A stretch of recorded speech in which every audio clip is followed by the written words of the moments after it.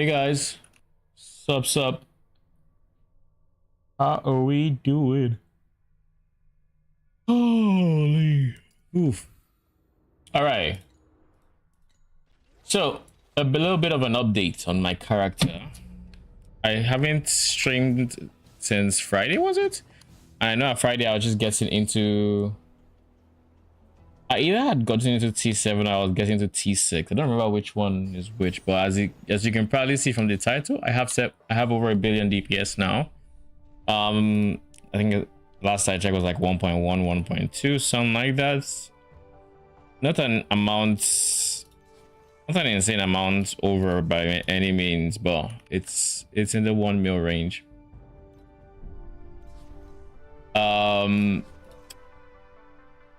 I also got, well, I can't check it here. I guess I can't check it here. In the meantime though, let's switch some of y'all out. This is going to be chance to be doubled, chance to be doubled. Do we have a chance to be doubled? No? Okay.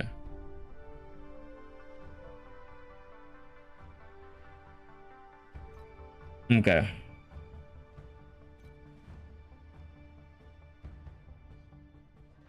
Okay. I'm just going to put these guys here. Quantity.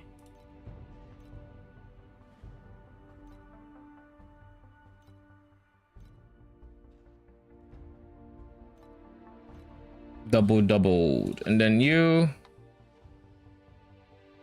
take the 6 wage costs because no reason not to.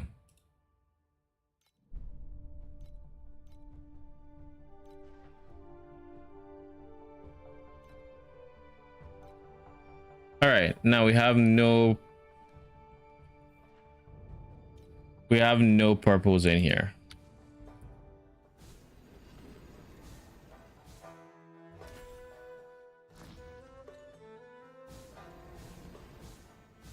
Let's just keep sending materials to Jungle Island.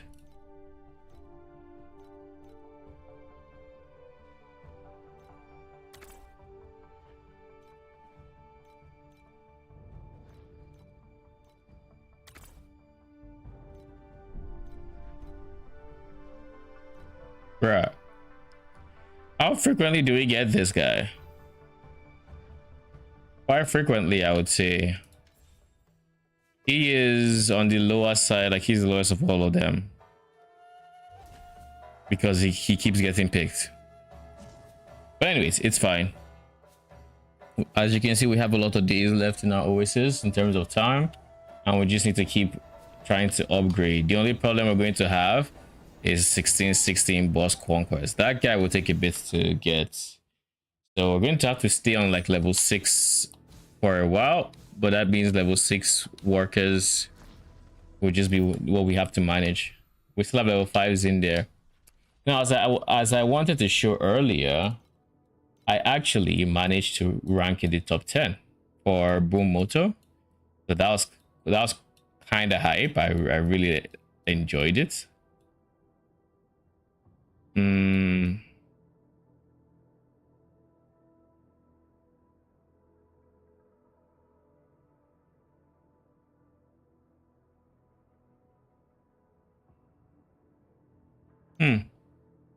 But yeah, then that was something that I insisted I would do on Friday, so I ended up sleeping like fucking late because of it.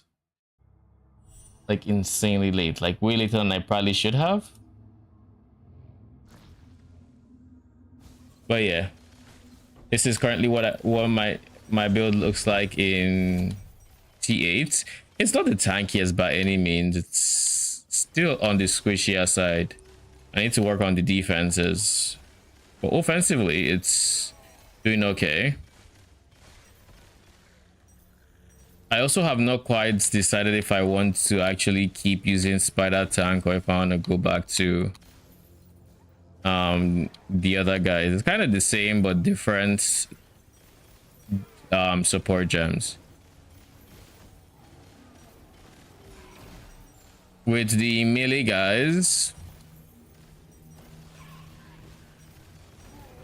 With the melee guys, instead of having like as many explosion hits as we are currently getting, which realistically, dude, I mean, I'm not going to complain. I actually enjoy the fact that we're getting so much in the way of Sandlord.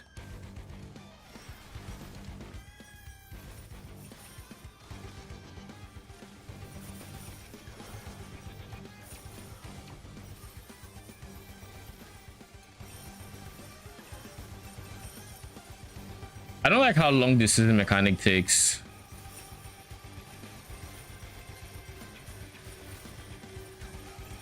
I don't like how long it takes, I think.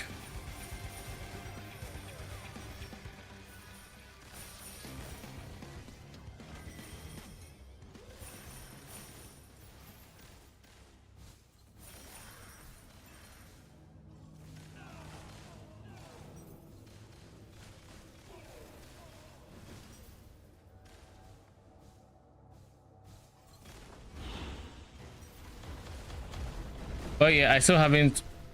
I need to kill this guy before he does this, because my current dash cannot actually go over terrain, so I can't actually blink out of that like I would with regular blink. Is unfortunate, but my current dash also allows me to, you know, traverse the map so much quicker.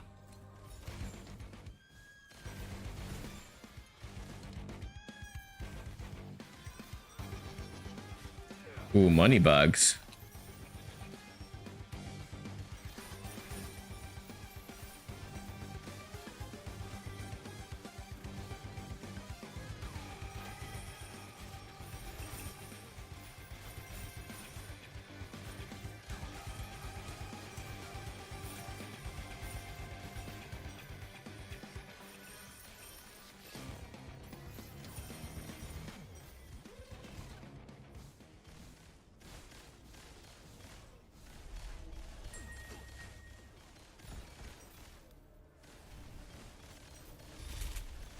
We're also just kind of mixing it with Aethena at the moment, because Aethena is pretty good money as well. Aethena has been very good money. You know, for a second I was like, haven't I done the Sandlord? But no, I haven't. I just ran into his mechanic, wasn't Sandlord.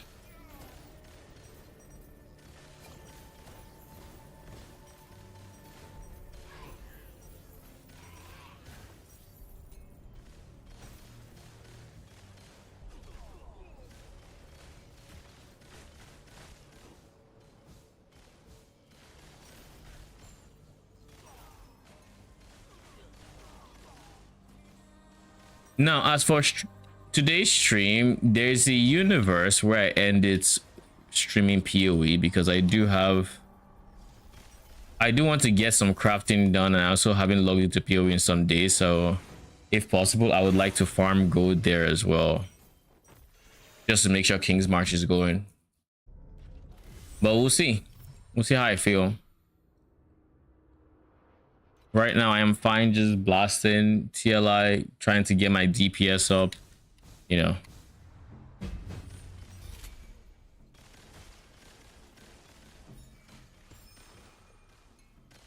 What's important is I am having fun.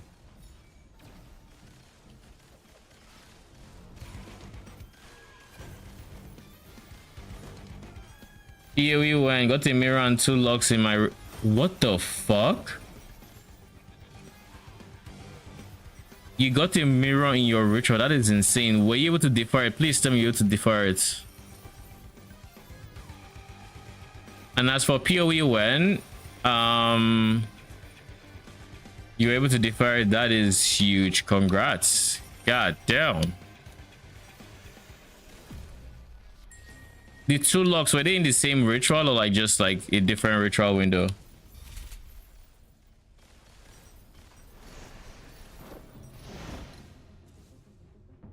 Different. Okay, that's good. Because I can only imagine what would happen to your tribute if you saw all of them in the same map. Now for PoE, when not sure. we'll have to see how I feel. So far, I'm just playing TLI, but there is a universe I open PoE to do some crafting, because I do need to get some crafts done for the Infernal Legion variant of the new build, or of that build.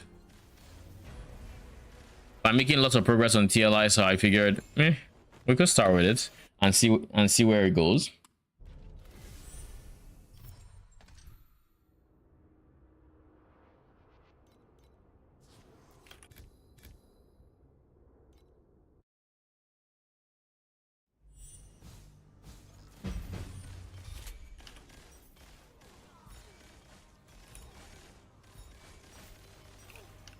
I thought you weren't having as much fun on PoE anymore. Surprised you're still grinding ritual.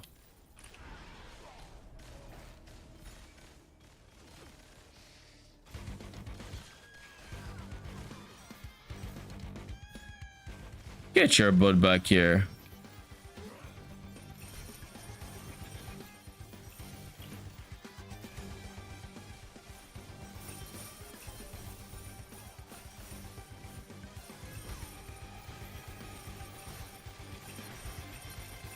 Stopped for one day, then we'll realize, yeah, there's nothing else you want to play. I was like, I'm bored, fuck. I mean, that is fair. That is kind of how that's kind of how I feel when I Okay, I'm back in the midst of a tornado. Hello, I am about to head out. Oh, listen, if I'm not here when you get back, I died. lol. Welcome back. Did you get the emergency alert? I did not. Ooh, 20 stack. That's good. Dude, fuck the 20 stack. Okay, peace. Sure, later. Man just said peace. I mean, what will be will be. Alright, sounds good. That's good. I didn't get any emergency notification, so I went. That's why people actually leaving now. Yeah, doing what? Leaving. To where? I don't know. They're just putting their dogs and their animals and their cars and they're driving out. Well, I'm on the outskirts. Yeah. So nearly 45 minutes away. So what's the plan? Oh yeah, Dave says Life says there's no plan. Well, you're live. Yeah, I'm live. Oh, I'm sorry. I didn't mean to yell. Panic attack on stream. Lol. Sorry. What's up? Dave says I should tell you that he found a mirror in his ritual window. He was able to defer it. And he also got 2 locks. Fuck you, Dave. I'm happy for you. Respectfully, of course. Yeah. The plan is if it gets that bad, there's a fire station right next to me. We go there. Okay. Hopefully it doesn't get that bad. I don't think it will get there, but like The only one. I'm surprised. I mean, Put it this way. That's so good. I would think like if you go in notification, I would as well. Cause like I read it. Some people downtown there. It just depends. It's a mobile location notification based on where your phone is. and my phone is with me. So it's not everyone in the city. People closer. Yeah, I know, but like, wouldn't if it's hitting one portion, wouldn't it be better if everybody kind of knew? Would be smart, right? Yeah, because like I would have no idea if you didn't say anything. I mean, I'm stressed, Tim. Stress ordering in a tornado. Lol. So your Uber driver is about to get Wizard of Oz. Yes.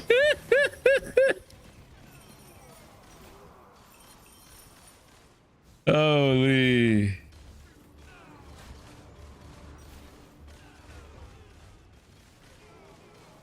But yeah, that is something.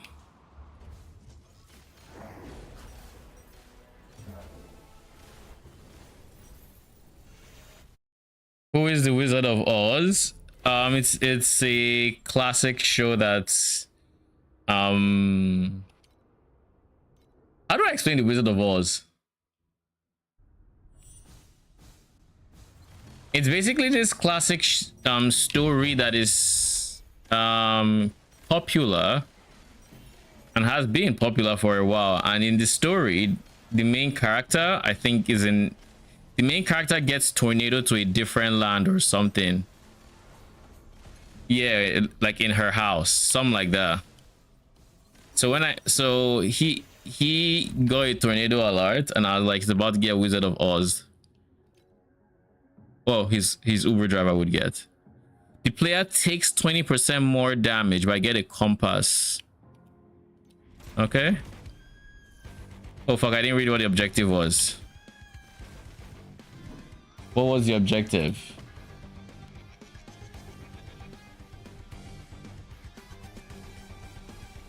Defeat reinforcement. Alright, that's easy.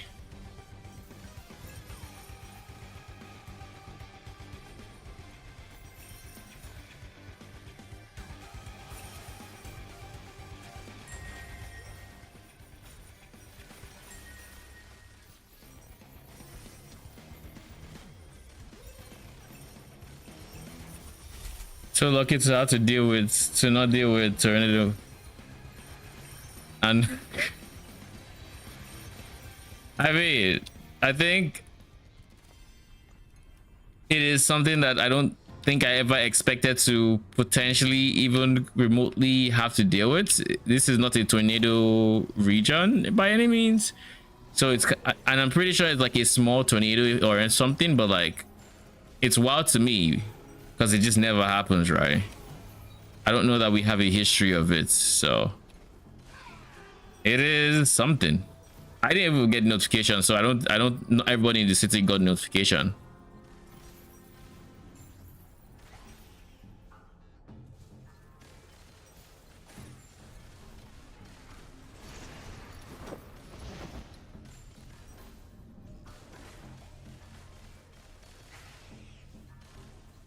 I was watching this guy, this PoE video, Okay. and he's like, I can't believe this build is as tanky as I thought it would be. And he's an SSF character.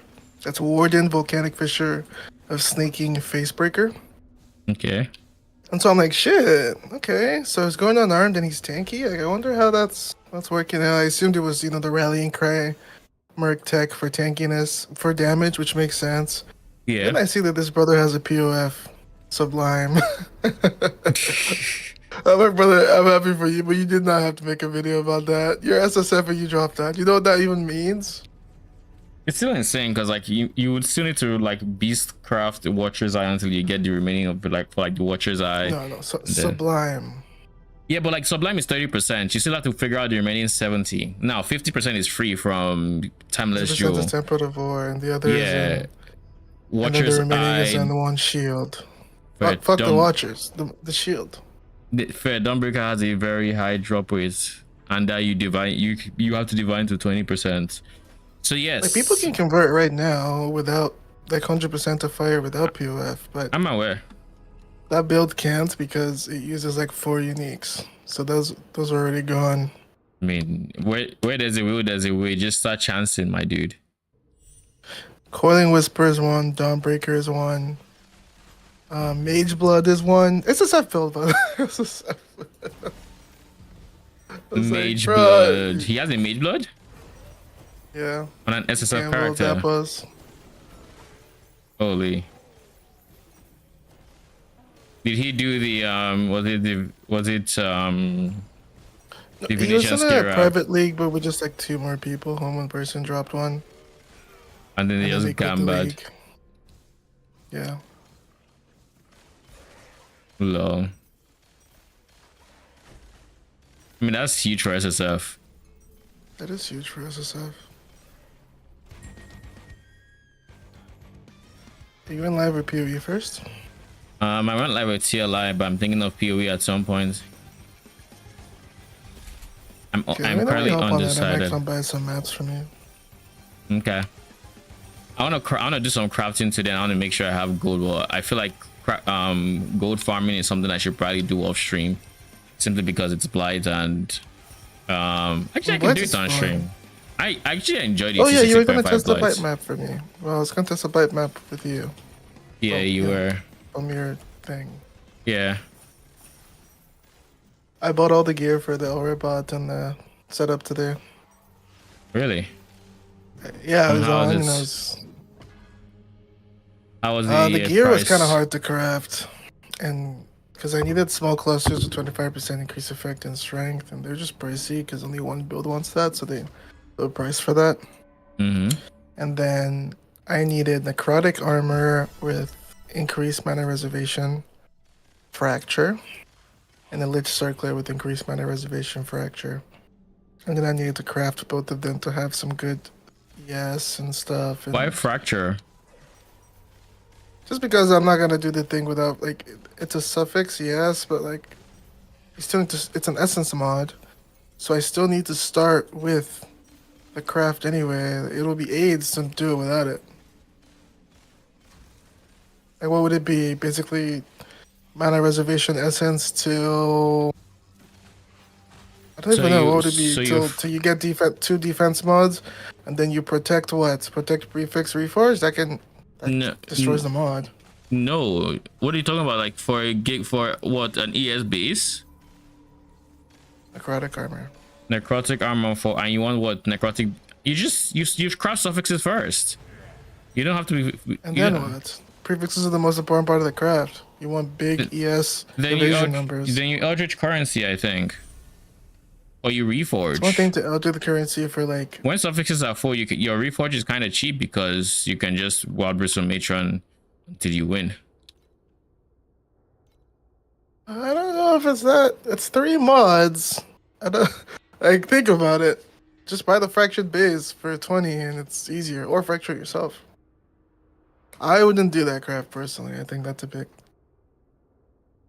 not fun.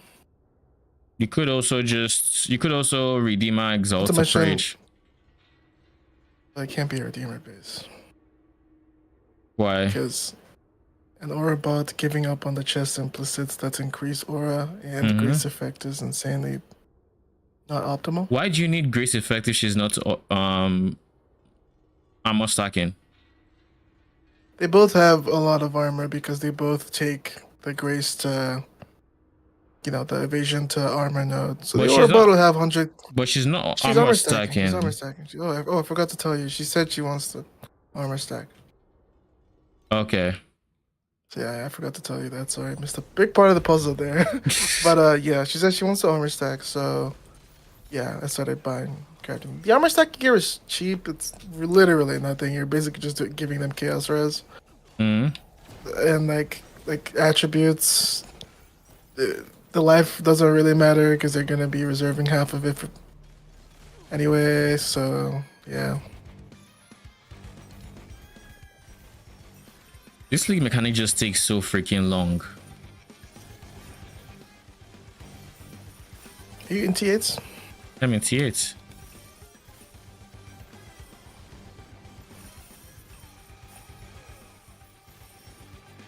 Like I kill everything very quick, but it's like it just feels like I'm killing so many things and just nothing is dropping until I get like 1 FE or occasional multiple stacks, which is always nice when it happens.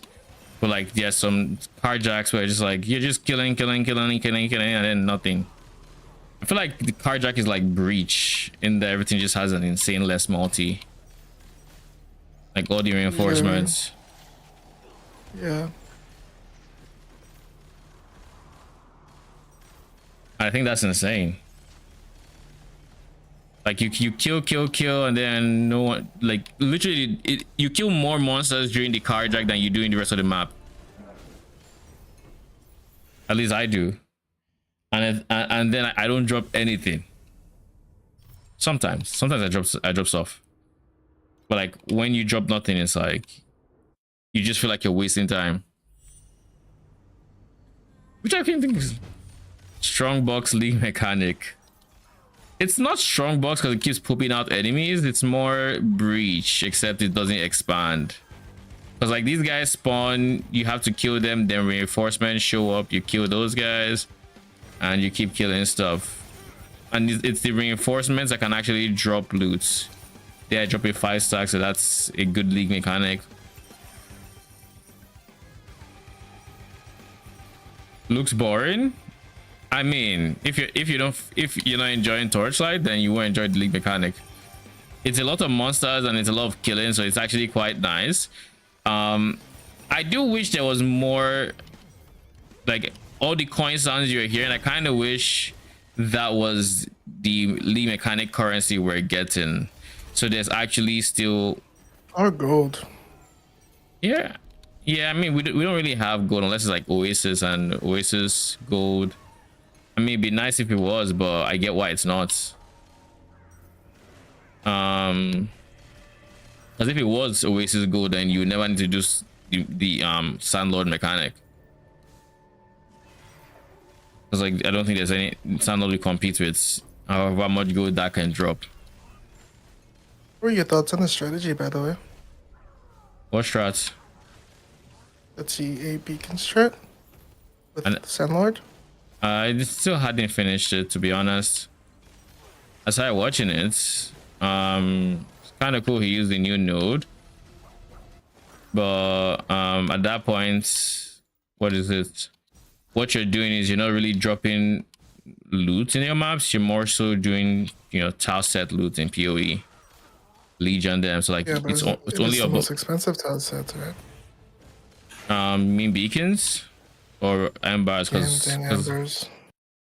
I'm not going to say embers because like a large part of embers for the strats was his pet.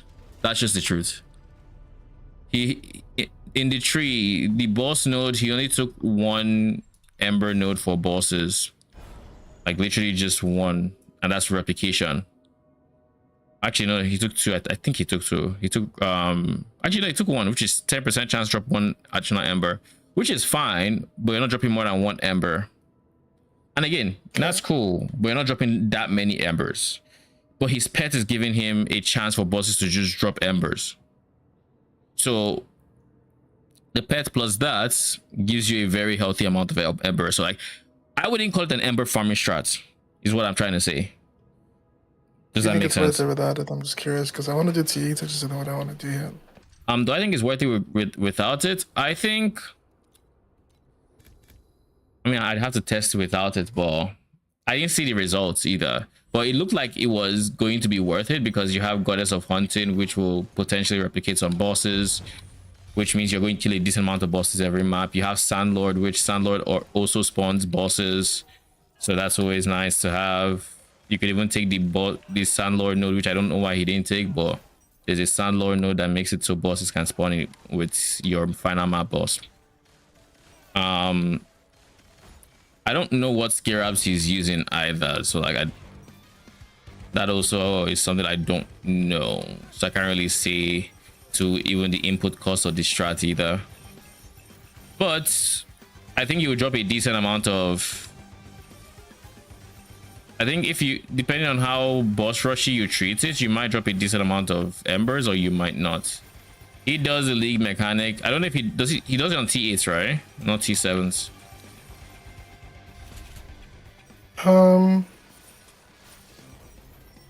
You know, I think it's T8s. I have no idea because like I said, I didn't finish the video. I'll show him was doing a Sandlord strat as well, but he was doing Sandlord and this league mechanic Outlaw. Yeah. So do you want me to link you a code to that? There's no video. It was just a code. I could look at it, if that's what I could look at that. He was going for shipments. I'm pretty sure. I was watching him today. Okay. Let me find it. I mean, I'm doing Sandlord, so like, and I'm enjoying Sandlord so far, so good. T8s. Yeah, I'm doing T8s.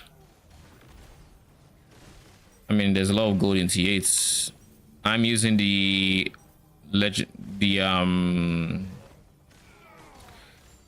the legendary Atlas node that says quants, like plus quants, not the additional one. I sent it. So I guess there's a universe where I go additional quant as well, to be honest. All right, let's see what's this code.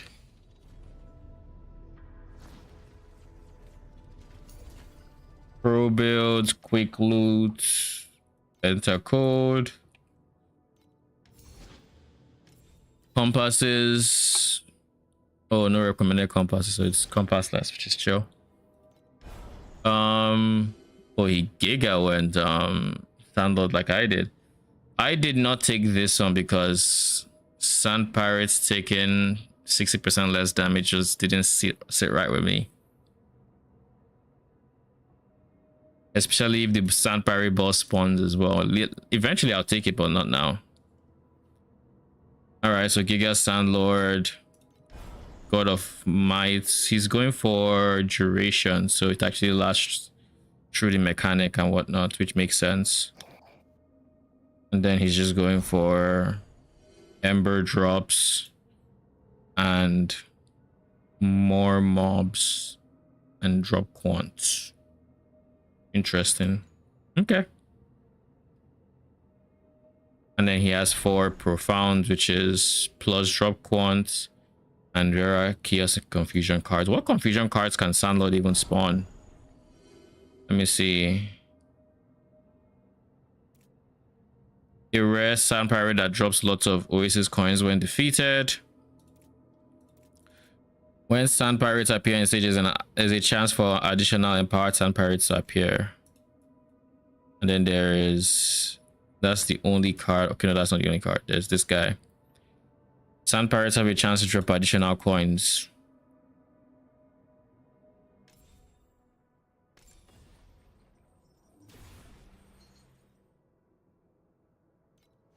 And then, of course, Moon Shadow Guide, which I never got to get, sadly.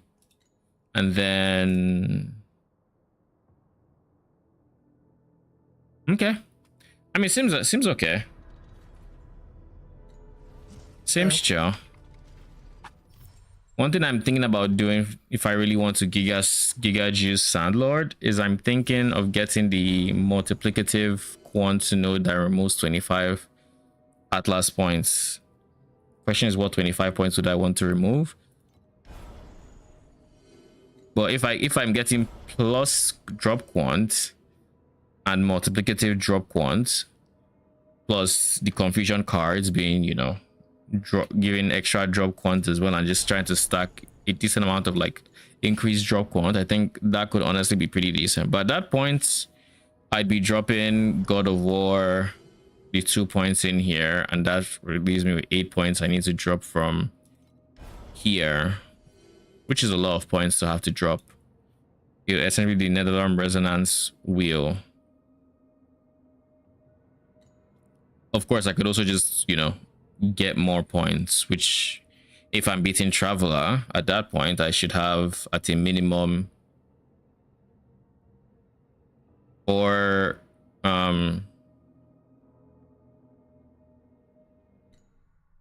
at a minimum I should have 1 point from 1 2, so 2 times 5 10 extra points. So yeah, I should have the points to drop, and then I just run God of War on Compass, run Athena on Compass, have Giga drop quant, full stack Resonance on the map device, and see how that feels. And that would literally drop so much like Oasis loot. That'd be insane. But then the question is, what do I do with all the coins I'm dropping? Because that'd be a lot of extra coins. Also be a lot of extra FE that I would just naturally drop in, because that'd be a lot of quants. So that's a strat I would like to try. I would probably try. And then my extra points, I'll just try to get as much increased drop quant as possible.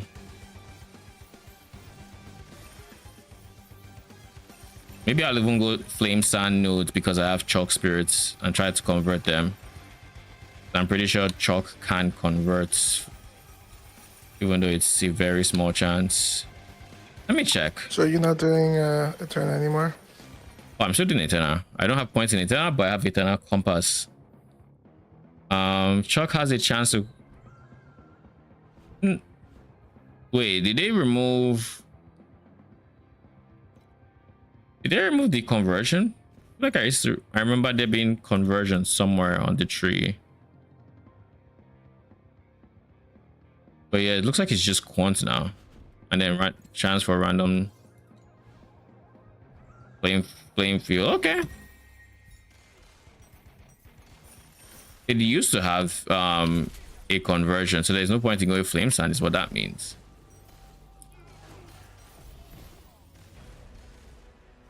But yeah, Sandlord already drops a decent amount of FE, like just as I've been talking. 3 different waves have dropped FE from Sandlord. So if you give it that a shit ton of quantity, I imagine it goes insane. What this?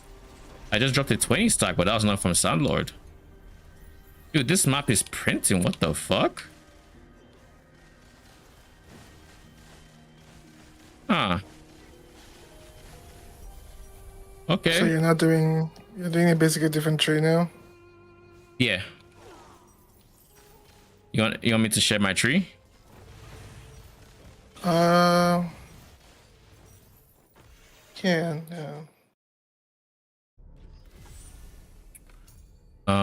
Pro builds, quick loots, create strats.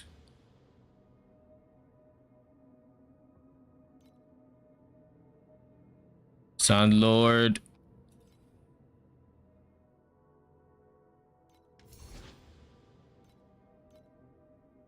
Share build code, copy. There. Thank you. And then for compass, I'm just running Eternal blue compass. But then for... What'd you say? I ain't got compass money right now though, bro. It costs less than an FE. And if they drop a fleeted, it pays for it.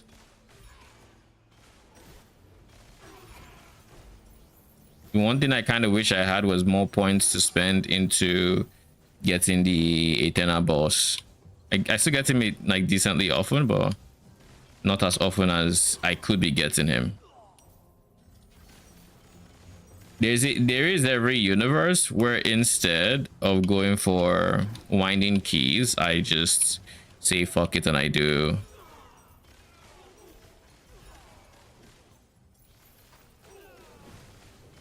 I say fuck it and I go for the ball spot.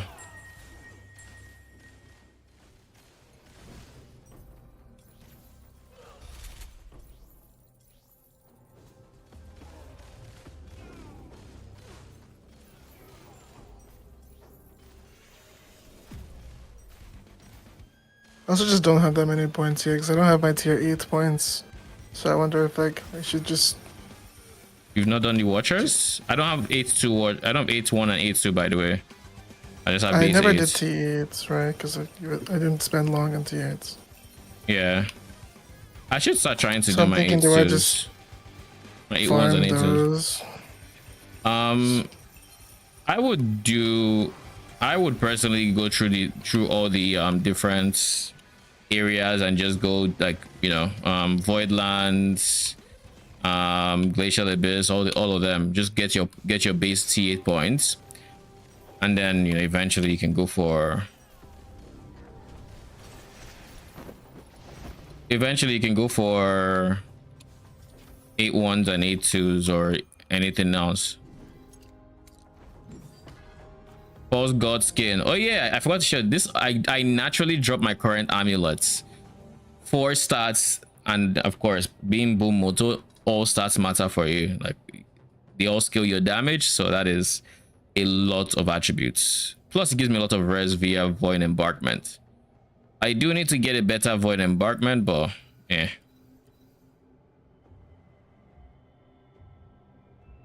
This is triple crit damage. Is there anybody that would like this? A single person? Nope. Okay. Not even one. What about you?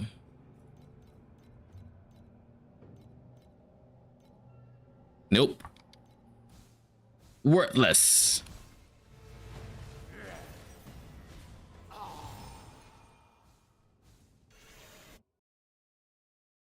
All right, let's try 8. Let's try 8-1's boss, and that would tell me all I need to know on if I'm ready or not. Problem is this guy, and this guy is annoying AF.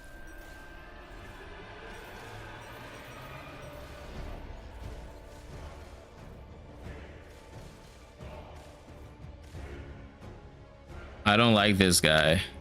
Yeah, I the death was kind of, you know, expected. I just did the map with the bosses, the secret map, Yeah. secret realm. How did that go? Oh my god, there was so much loot on the floor that my game lagged like PoE when I held alt. Lol. It was really good. I got a lot of. They dropped a bunch of 20 stacks. Nice. I'm happy they made those rarer and more profitable, because like it became a pain to do them last league because it just weren't nearly as profitable as they should have been. So you just lose the brother in Christ.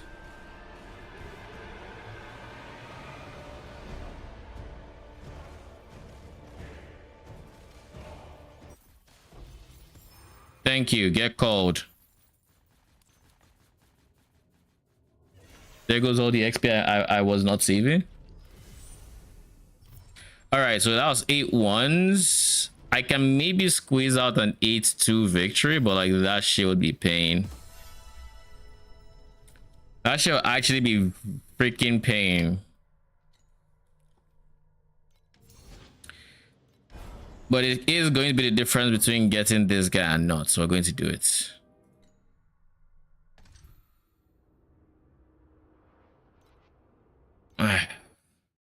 I'm gonna hit myself for this.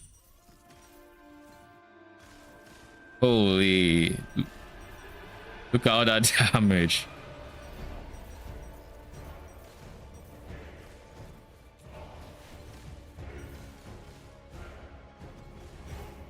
Why am I...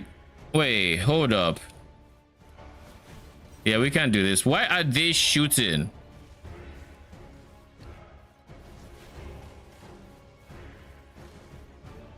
Is this a bug?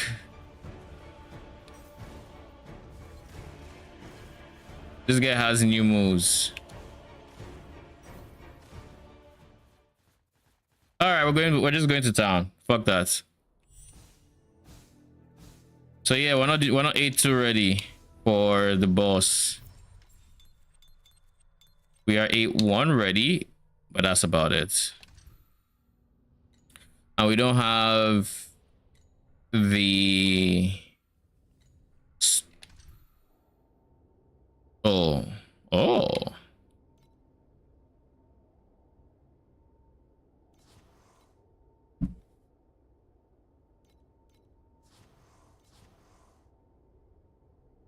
Yeah. We're going to do 2 from Glacial Abyss.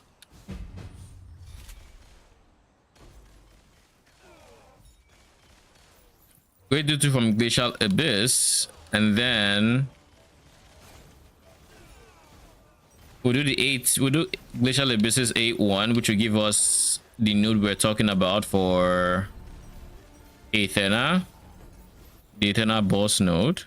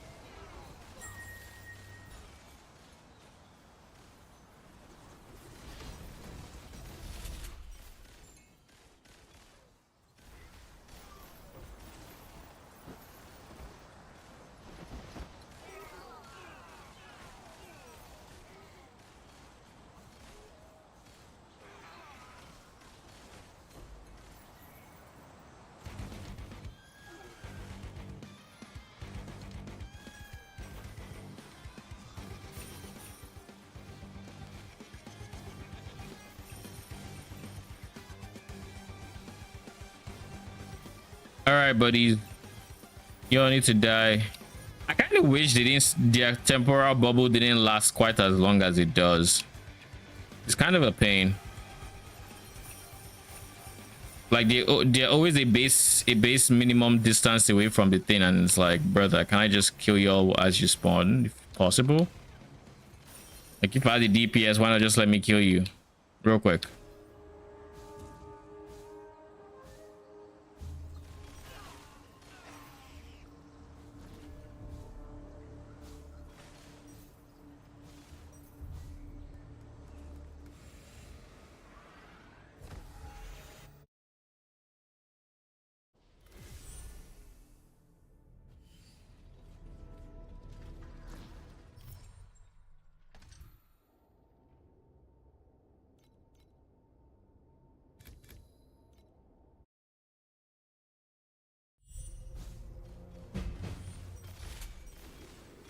An early Sand Lord, let's go.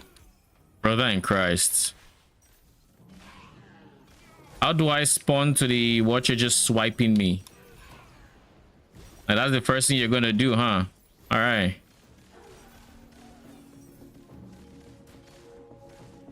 Now we can't afford to die because then the map is done. Thanks to the drop quants. Big passive.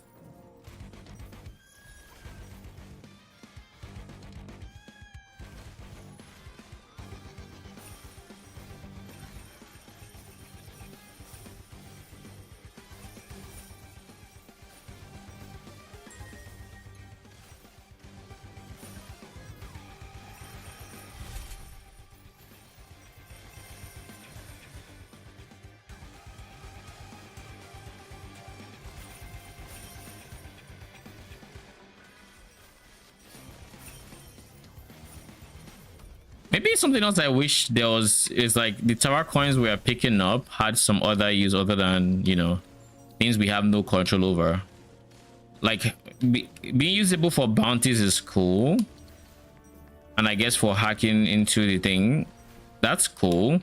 But I would like it if it was usable for stuff that we had control over, like maybe not straight up buying FE, but like buying the sequence materials, maybe with X amount of coins, you know. Yo, where the fuck did you go? Man's just joined himself off screen. Oh, I didn't need to do the remaining 2. I just needed, I had 8 already.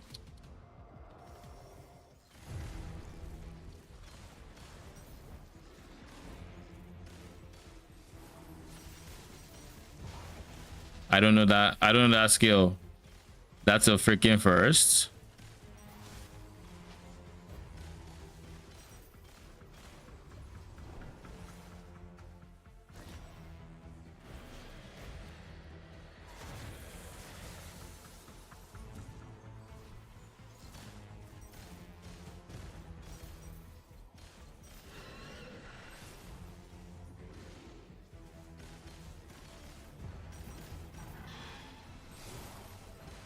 My dude, can you stop with the...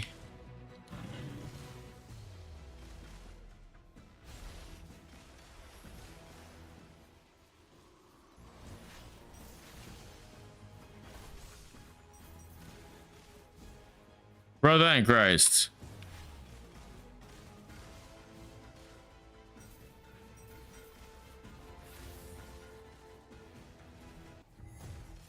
Thank you. These guys are bugged. They are my robots, or I don't know how the bug works. Maybe they were left when I died, potentially. I don't know. I have zero idea, but you know what I do know? I have this node now. That's what I do know.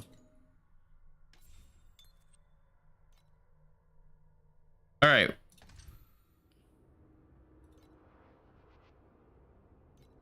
Faced a rare monster, one of the dogs.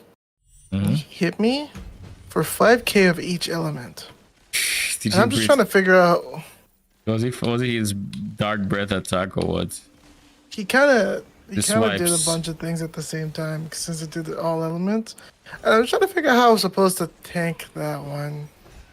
You're not meant to tank it. Like Fat Cup Beach is crazy for a rare monster. What is your res looking like? I'm very close to cap at T8. I mean, I'm 0 erosion, but he didn't do erosion.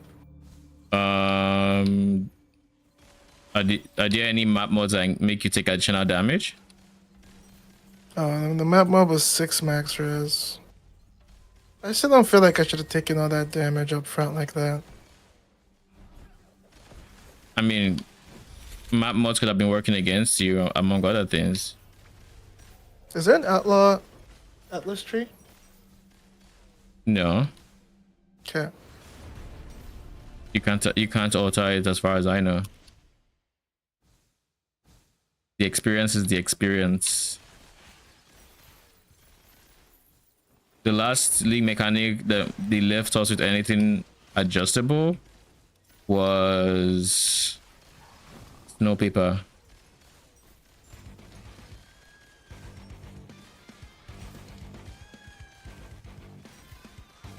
Have I done Sandlord?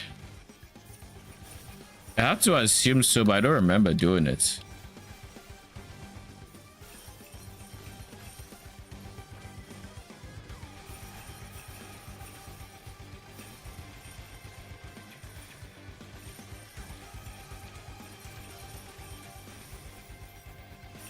Can you just buy beacons now if you need them? Yeah, just buy them. I'm not making money, so.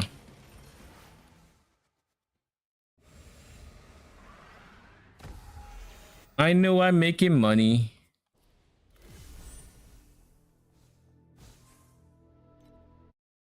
All right, we have a shit ton of coins for Oasis. So let's see if we've gotten any more workers.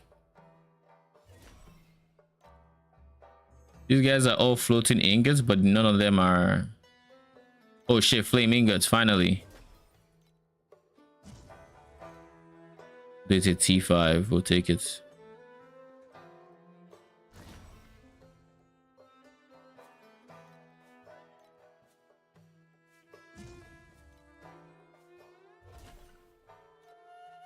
So 2 T6 flame ingots and 1 T5.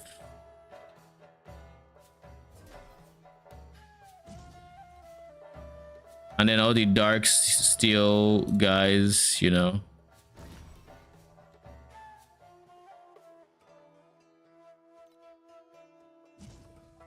Why is the price check just still so bad? I can imagine what it was before.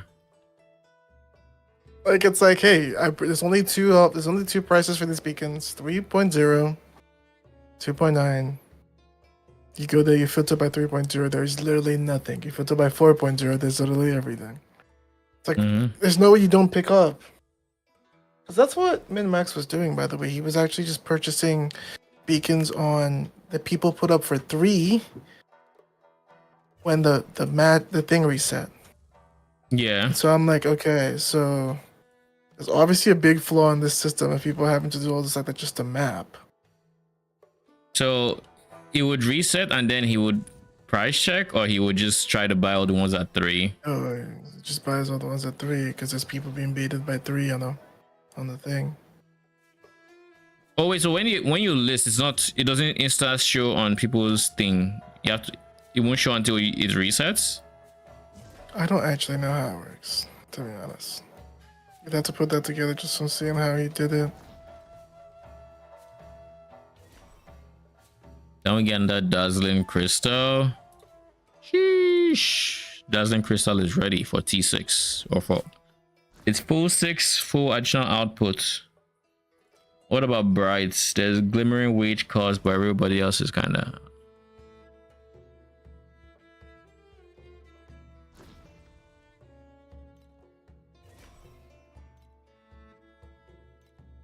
Yeah, that's all the 5s we have. And I think it's time to go deactivate or turn off non-6s here. Because everybody's a 5 at this point.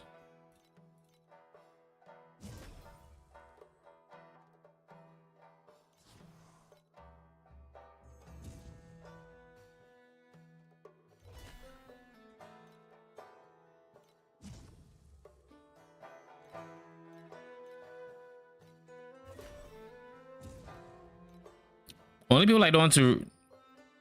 Nah, I won't aviators. Fuck it.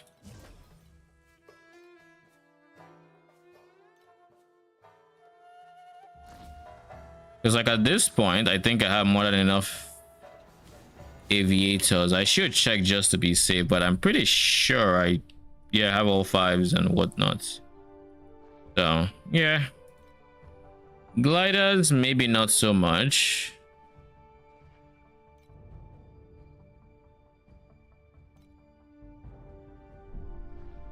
But let's look through all the 6s for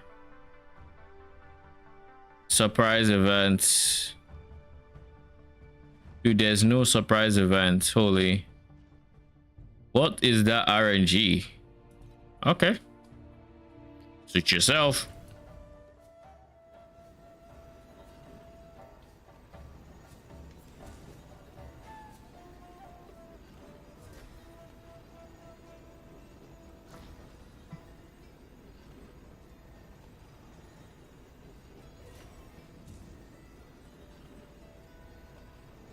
So yeah, I'm just thinking to myself, if I am able to print, like literally print a shit ton of coins, what do I do with it?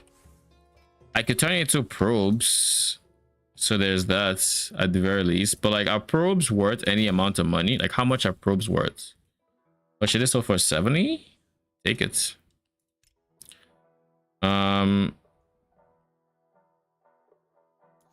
Material probes. These are like 2 FE a piece. 13?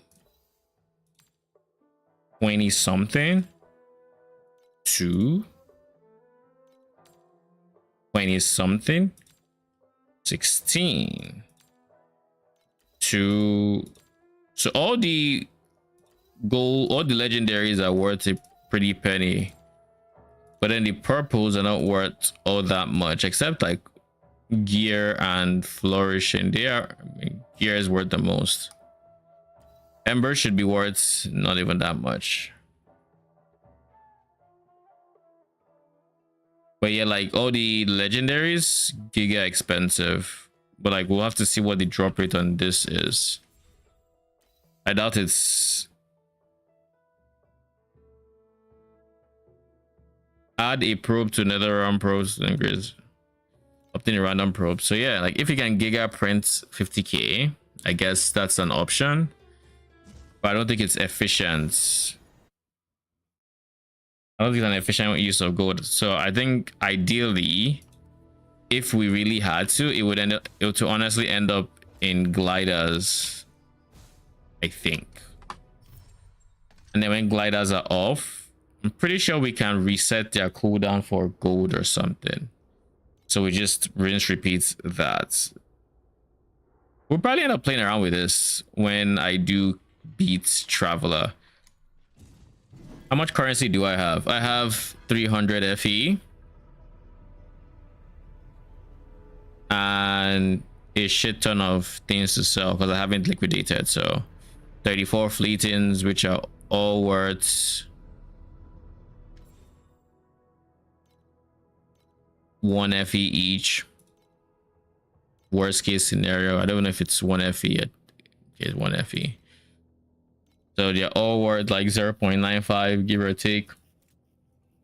Then Eternals are like 0.4. We have tiers 0.4, 0.5. And then we have a shit ton of oh, we already sold our winding keys, that's why. Now you have a shit ton of resonance, which is like a lot of currency in resonance.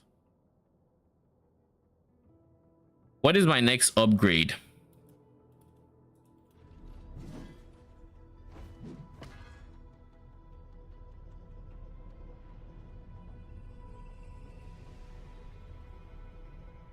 In the ideal universe, my next upgrade gives me a lot more command, like stable command.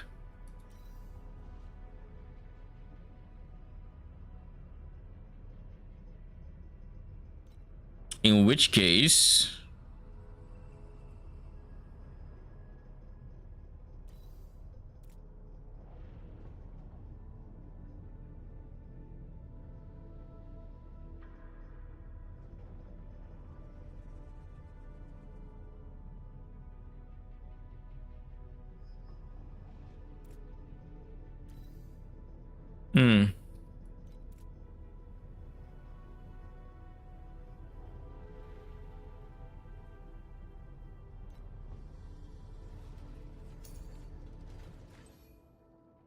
We have force field, we have spider tank. I feel like there was something else where I considered getting. Upgrading spider egg is not a bad idea either, but it's expensive, so that's probably not happening. Probably not happening. Or precise auras, I think, would be a play. Precise weapon arm should give me paralyzed, right? Or paralysis, and that should be a decent damage skill. So precise weapon arm, yeah, paralysis is increased damage taken. That should be a decent amount of currency. We'll just search for 69. Perfectly good number. Yeah, it looks like it's not going for cheaper than 69, so we'll just buy that. Then we have precise.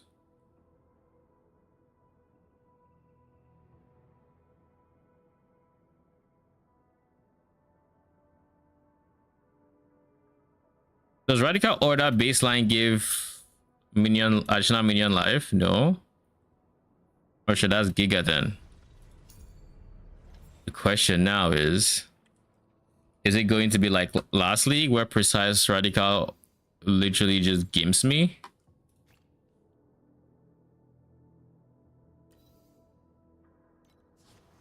We'll see. And then the last one is precise domain expansion. Additional damage, skill area, and additional area damage when at least 5 enemies are within 10 meters.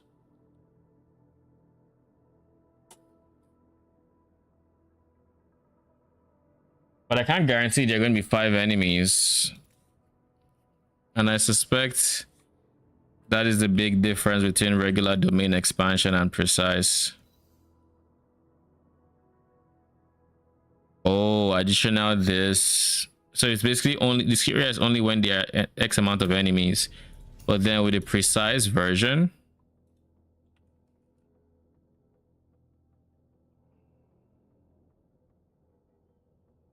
no, the skill area is still there, but also gains additional area damage with the skill area as well. I guess I could also use this guy. But this guy more or less uses attack speed as well, and attack speed is not the greatest. I already have precise swiftness.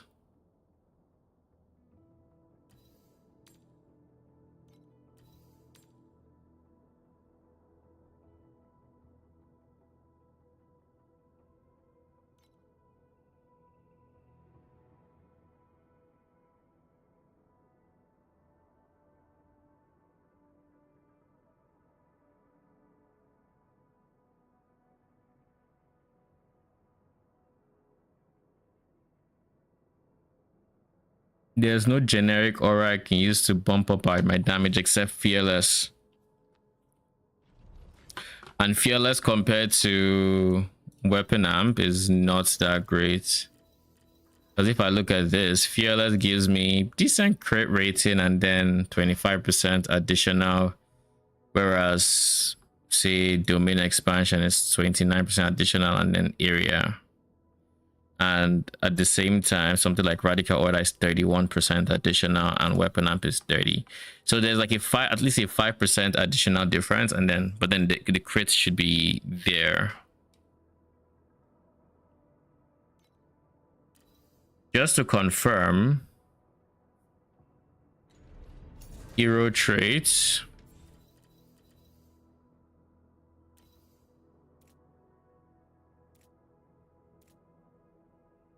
It has the melee skill tag. All right, I think we try precise fearless.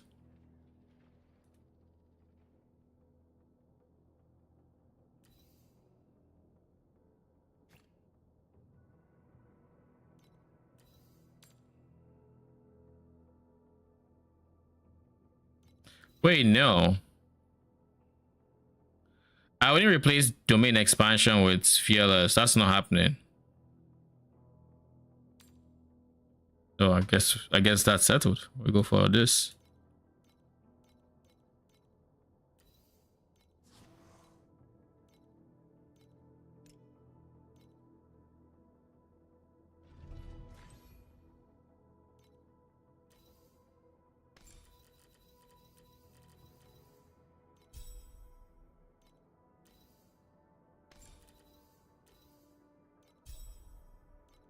Then domain expansion or precise domain expansion.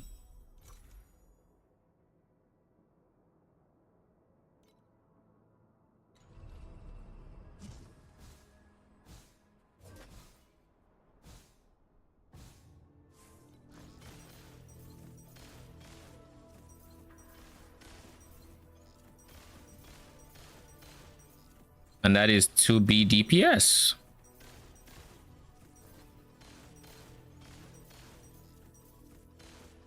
Give or take. Let's see if it averages out to being 2B. Because like the low end is on the lower side.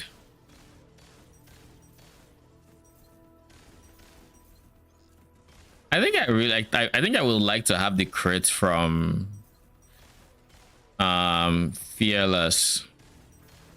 But there's nothing they can replace. Like weapon amp is giga because of paralysis.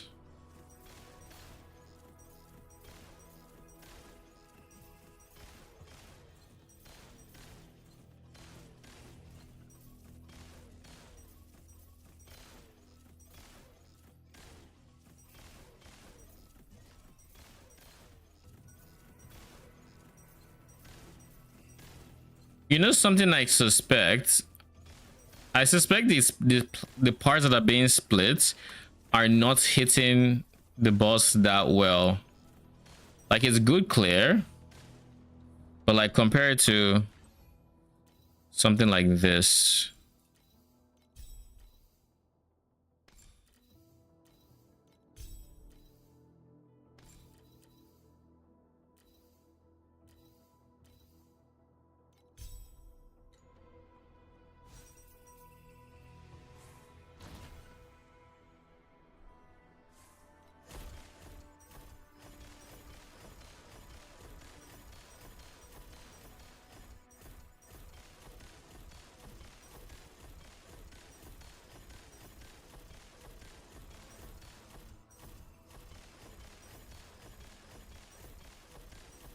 Hmm.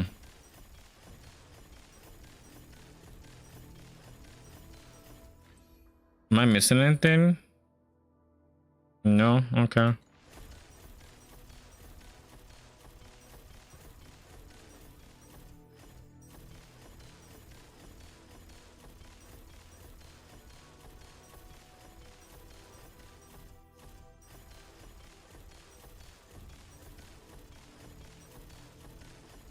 Okay. It's not much better.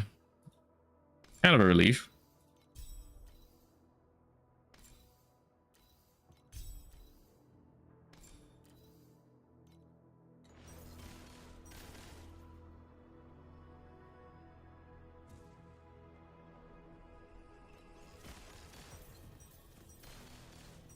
Now, of course, split quantity is just going to be more DPS, but this one might be a bit better in the average damage, like lower variance department.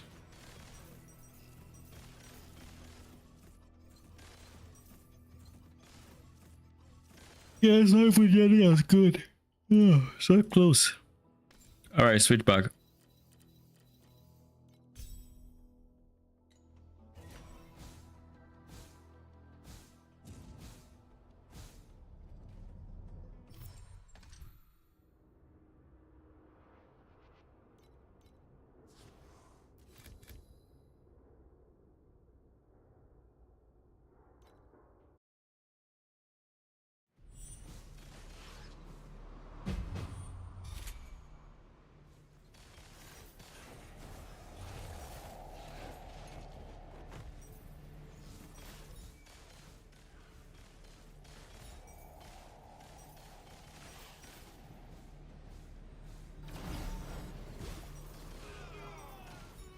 I was about to say, why do I feel so fast? And I remember God of War is a thing.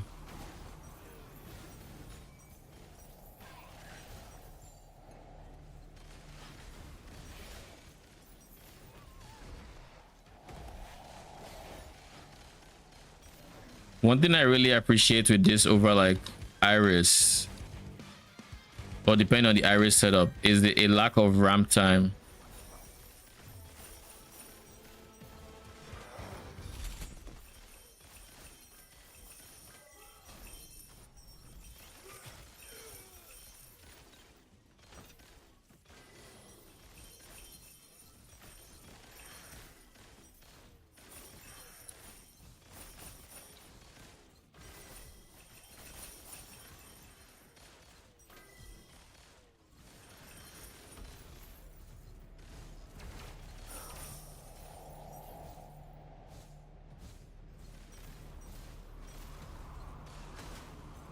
Ow.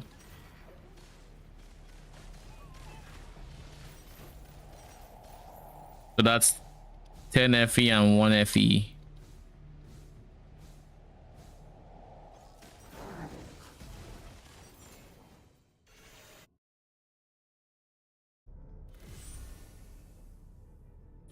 All right. I think this is as good a time as any to just hack the vault and see what happens. It's been my only vault pass so far. I don't know why it's that rare, but Do a TA bounty and get 1 FE. yeah, I've done It's a that. bounty. Yes, it's a random amount of FE. One is one of them. 2 artillery threats appear.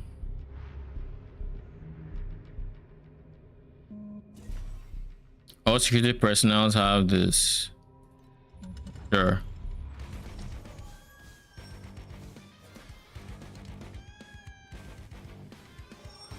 How do you go to Oasis?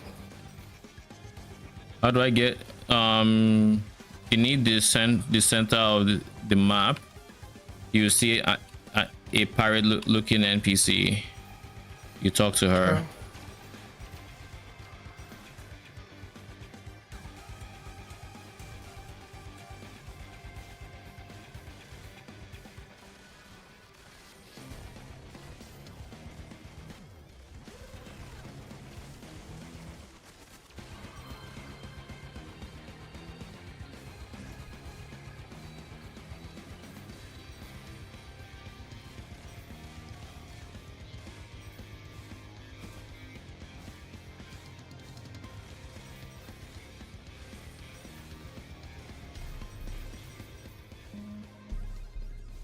Okay, so I couldn't touch.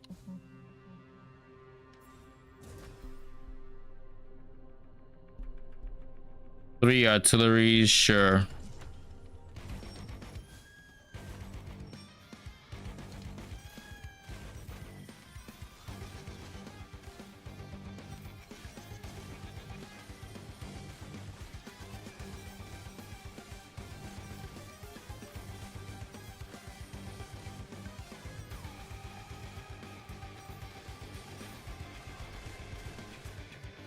Drop the precise focus buff from the boss. The precise what now? Focus buff support. Oh shit, is that good? Yeah, it's like 150. Rats.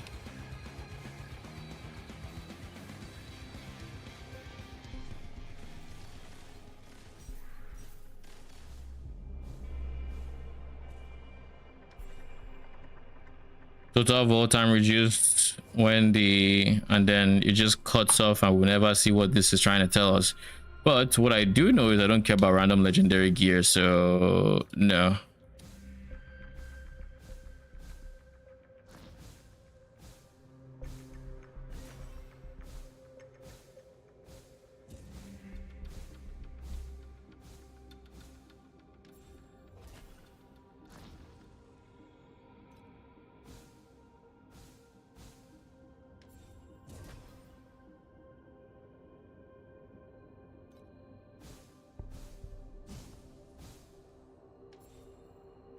Yo, is that just the next step?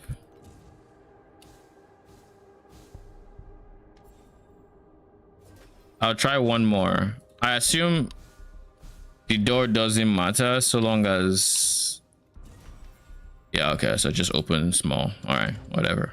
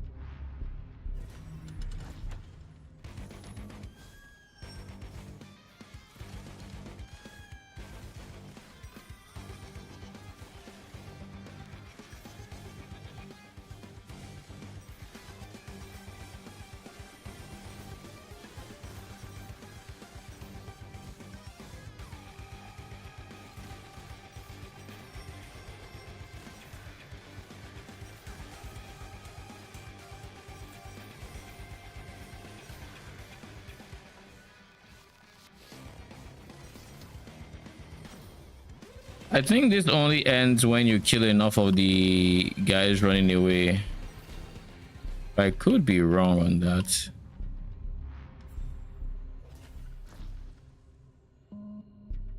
Two payload drones appear.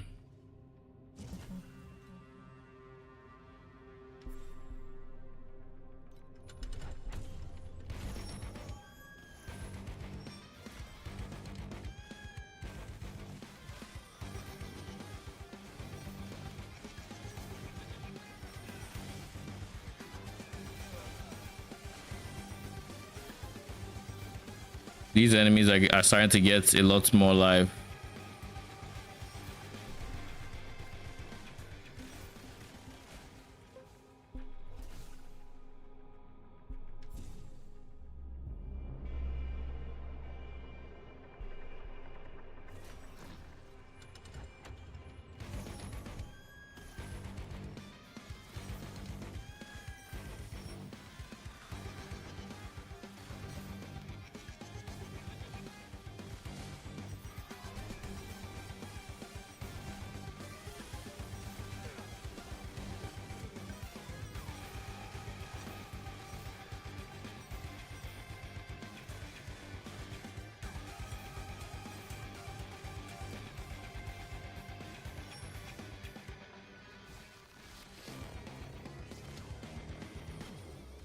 So we have 3 minutes left.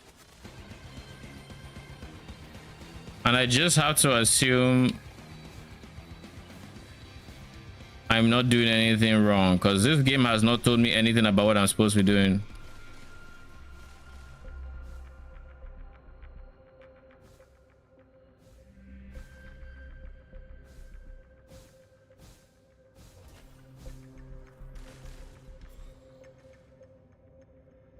By this, three this. Okay. So am I just meant to keep clicking things? My brother and Crash are getting quite tanky. I kind of want to, you know, leave.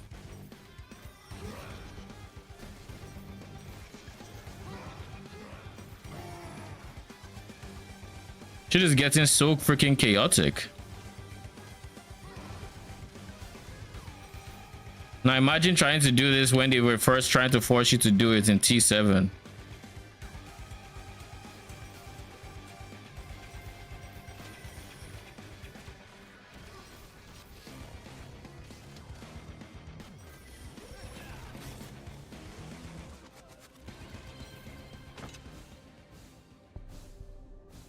Dude, there's only 2 minutes left.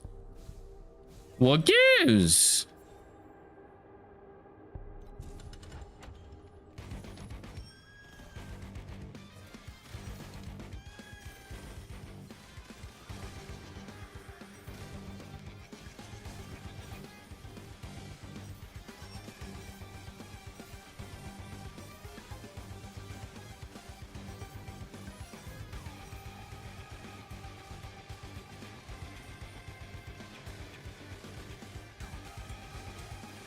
The good news is I have so many dashes I can just play around with.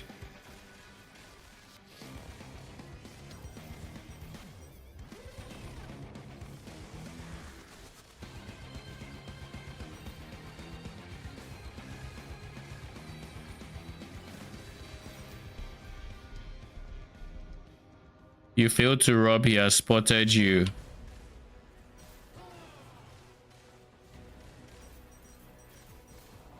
So is it until you like don't rob a room quick enough?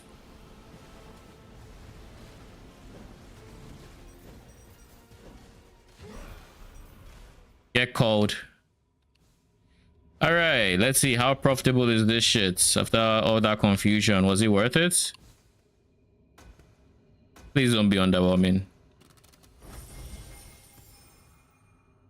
Oh, that is not underwhelming. It's quite a lot. 10 base mods, by the way. 70 FE. What do you mean by 10 base 10 mods? base mods. 10 base mods. Oh, I did? Yeah. Oh, shit. 820 each. Holy shit. So I got 70 and then I got... Yeah, oh, more than that 20 is... yeah, that is... that is money.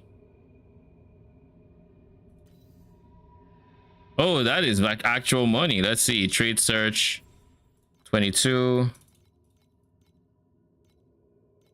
There's nothing here for 22. So it's more expensive than 22. The price check system is actually fucking dog shit.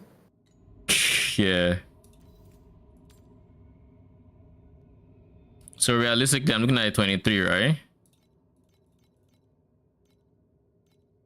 It said most of there are lots a decent amount for 23, so there is there's some for 23, so I'll put it for 23 at this point.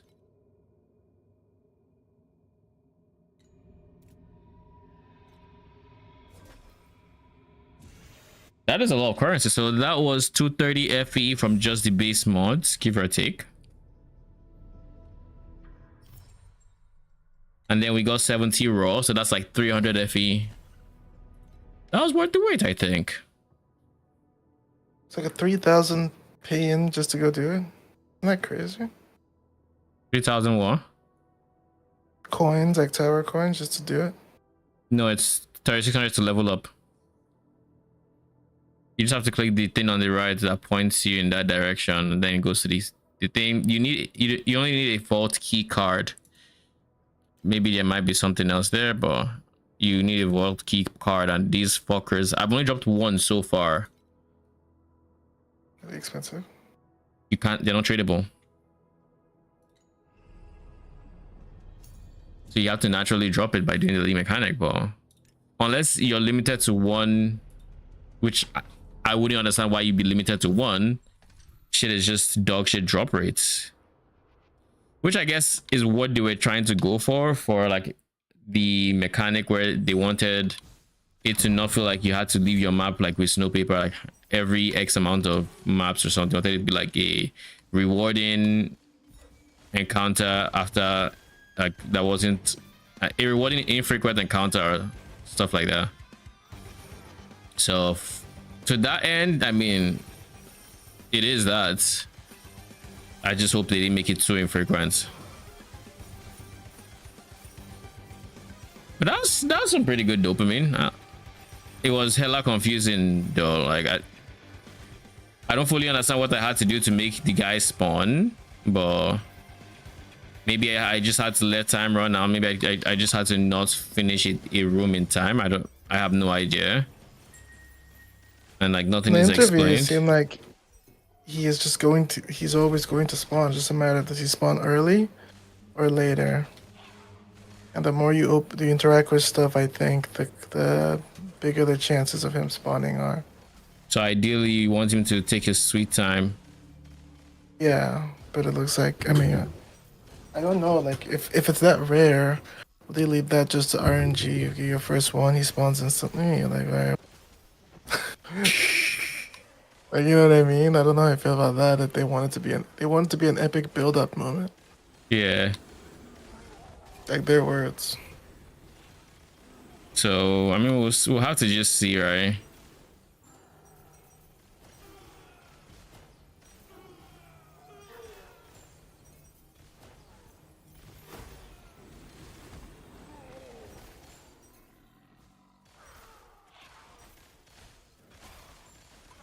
Those dogs, those green dogs, bro. Yo, those guys are dot damage incarnates. Fuck it, steroided pops. Like I sit and I just roll my eyes like, okay. I don't die to them that often, but like I just knew it's like that I'm in danger sound that I have is like I just see them and I'm like, okay. So this is gonna be one of those maps, eh? Like Jenny, that's what I think. I just think this is gonna be one of those maps.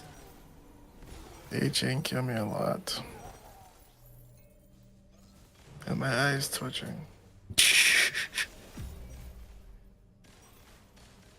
Like it is something.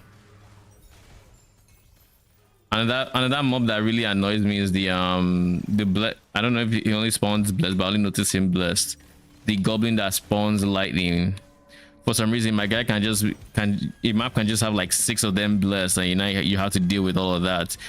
Like they're chasing you with lightning, and you have to be killing. Like I hate that shit. But now I'm in T8 and I have Canvas Pet. Maybe it's worth considering doing that. Probably is. I mean, snow paper will always be cheap so long as people are boss rushing and farming the fuck out of it. So if you have snow paper pets, yeah, go for it. I don't see why not. Once I've done the mechanic, I haven't actually done it since it came out. Same.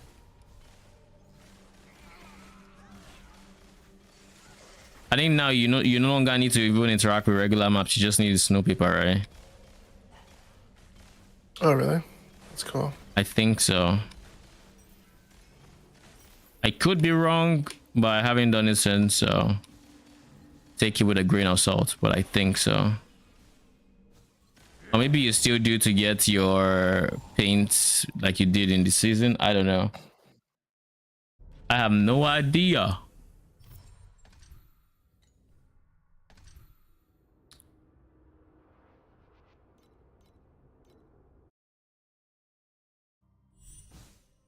Let me actually sell these base mods.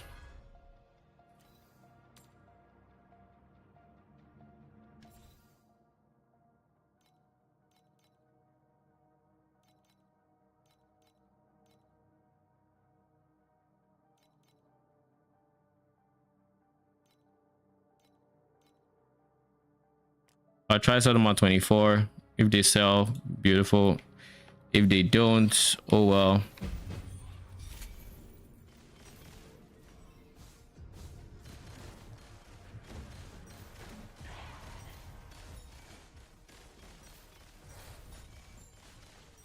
Surely it's a situation where the game saw that I already had a token and just didn't drop me another. So the drop rate is not actually as rare as it has been so far, but the truth of the matter is I know exactly the answer to that.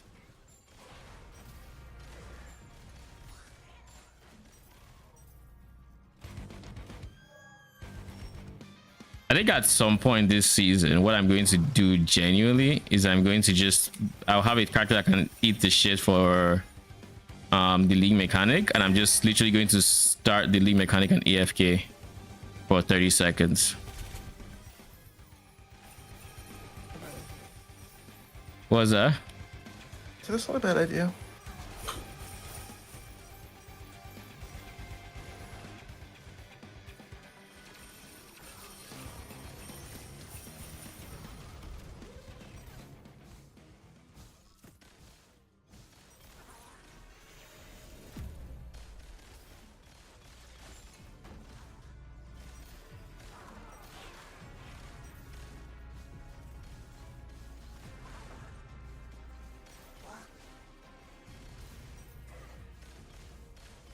I need to get water soon.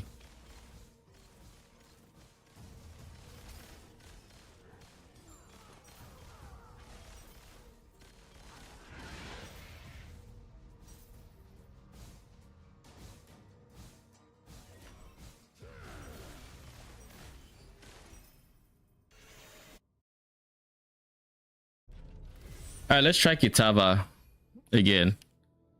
We'll switch instant restoration for emergency restoration and pray that that works.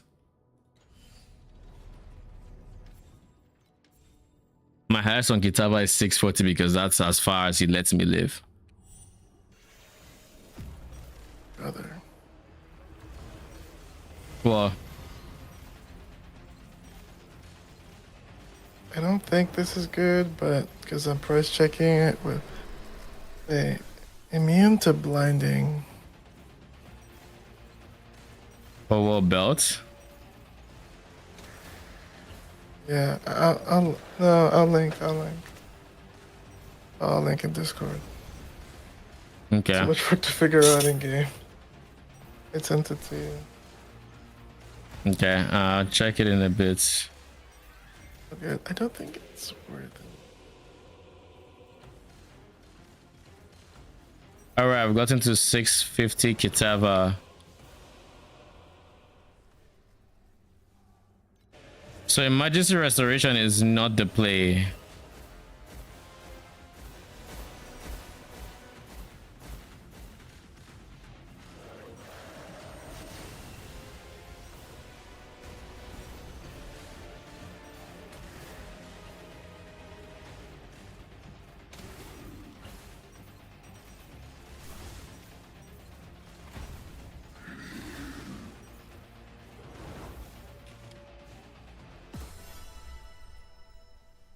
All right, I got to 803 because that's where Kitava decided that I did not deserve to live. There has to be something we can do about Kitava. This is a fucking pain in the ass.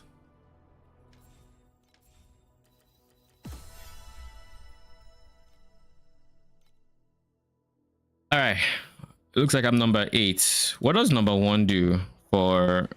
Number 1 doesn't even have regen. Like, I think number 1 has just decided, yo, DPS. Doesn't even have a recovery skill.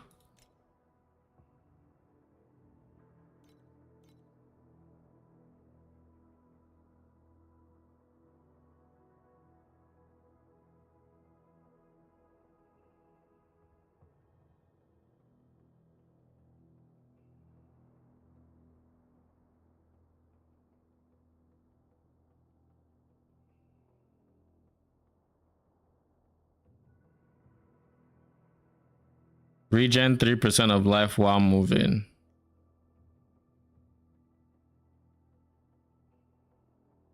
Then he has truth.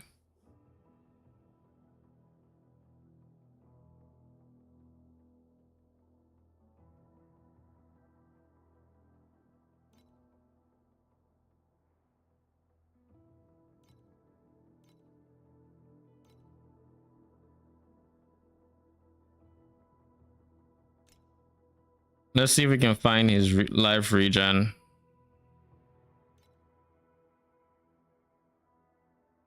$2,800 life, 3,300 ES.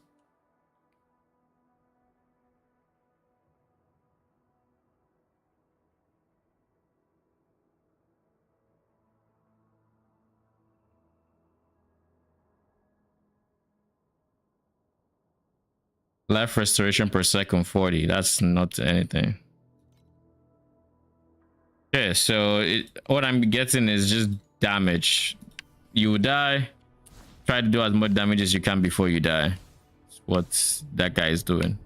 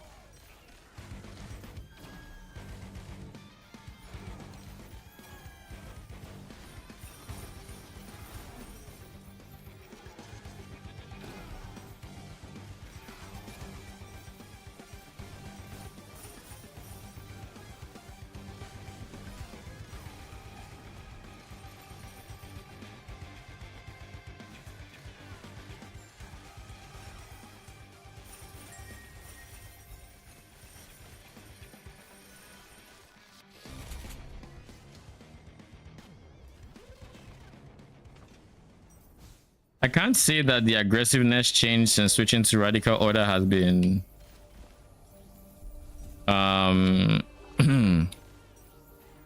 has been noticeable in the form of being a pain in the butt. So, ooh, 20 stack from Eterna guy.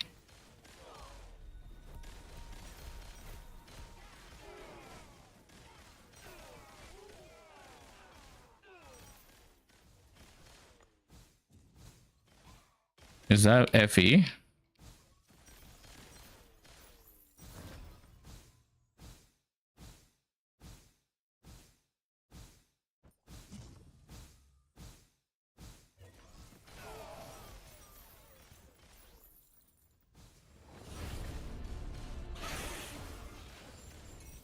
I'm really happy with the increased amount of gold we are getting, though. I will say that, like, it's so much more than last league. It's beautiful. But it makes sense, seeing as now we actually have to spend points to get said gold for Sandlord. All right, let me get water real quick. I shall be back in a minute.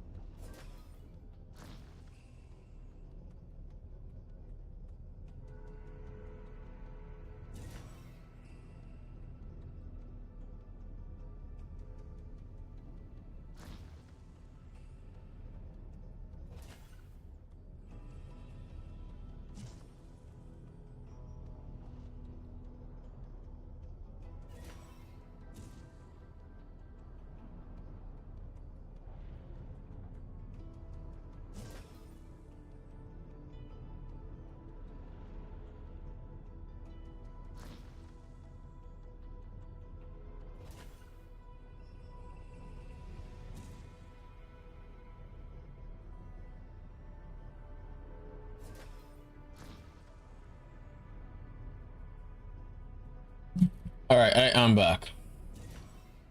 What is this? or invincibility. Now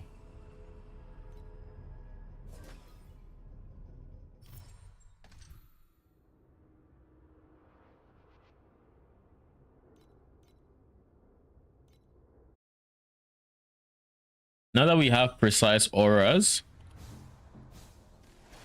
what else is there to get that I think makes sense as an upgrade?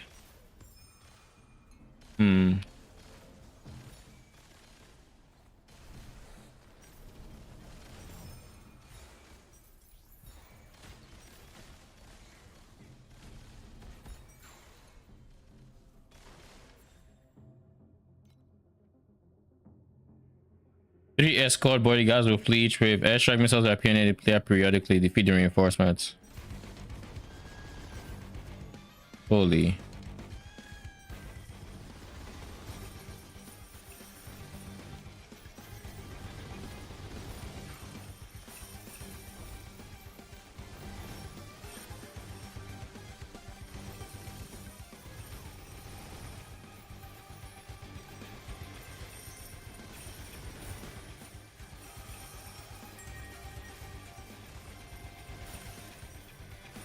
I think I should be beating the reinforcements as is.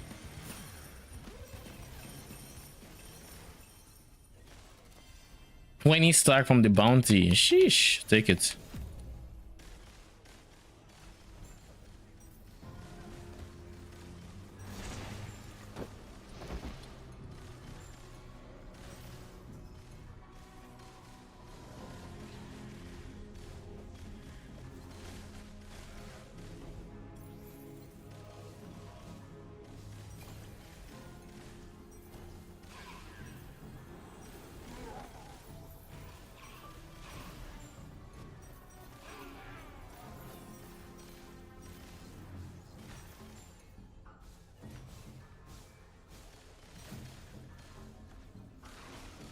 Yo, what the dude? Stay the fuck away from me with your lightning, whatever.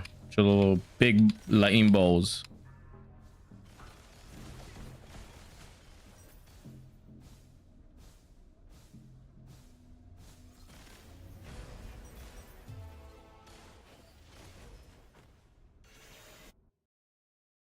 What is my next upgrade? Gear wise, I would like to get a belt. Honestly, I'd also like rings, but I don't know that rings will have what I'm looking for. Oh shit, it does have what I'm looking for. So rings will probably be one of my next upgrades. If not my next upgrade. Then something else I could upgrade are slates. My slates could use some work. Like my slates right now are ass, so there's that.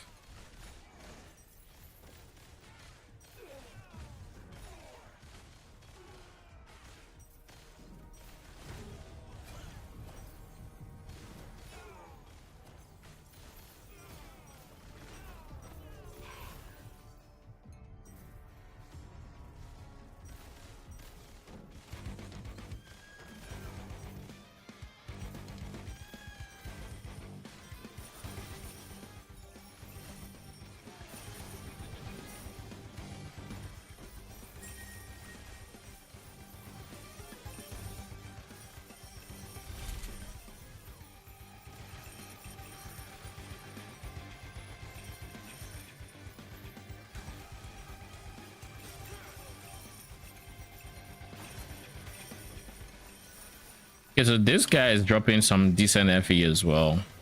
This map's league mechanic. Oh god.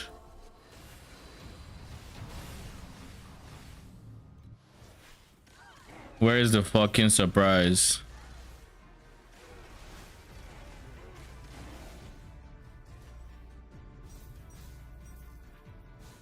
Freaking course. Free deaths brought to you by Arcana.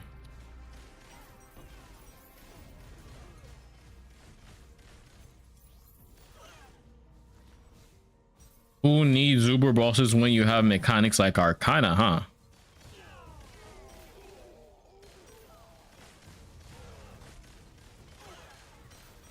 To be fair, it's not like I can't do Arcana, I can't deal with it. I can, I just... If it's on my map, it's not being profitable to me. I don't want to touch it. But it's so imposing that if you accidentally run under it, there's nothing you can do. If you get the guy that the hangman which pushes you to the card, or there's hangman, there's devil, the devil.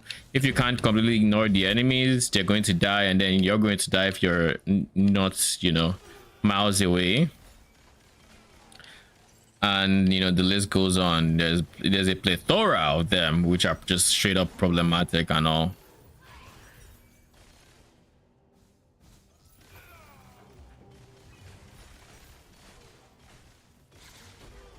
The mechanic is here as huge. Brother in Christ, leave me alone.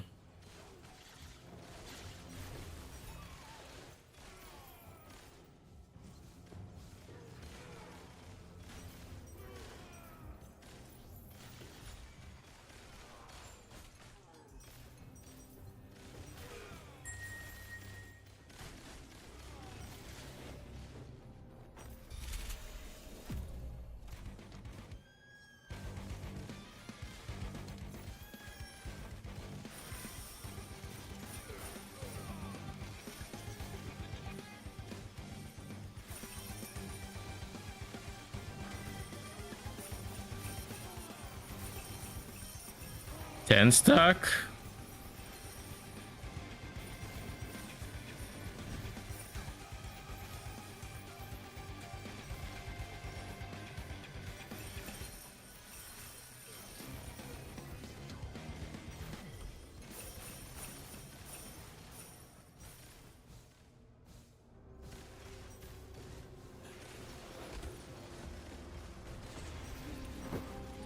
Eternal.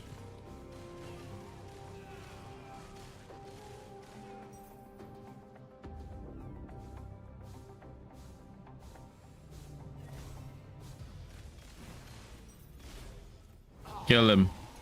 Thank you.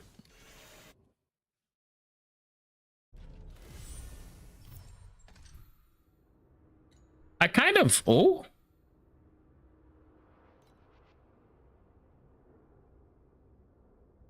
Embers dropped have a 3% chance to become ultimate. Is there a compass I can buy for that?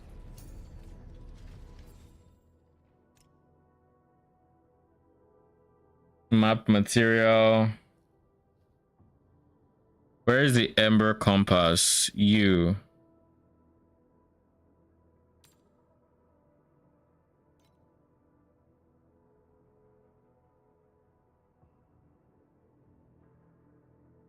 I just need the Ember drop quant.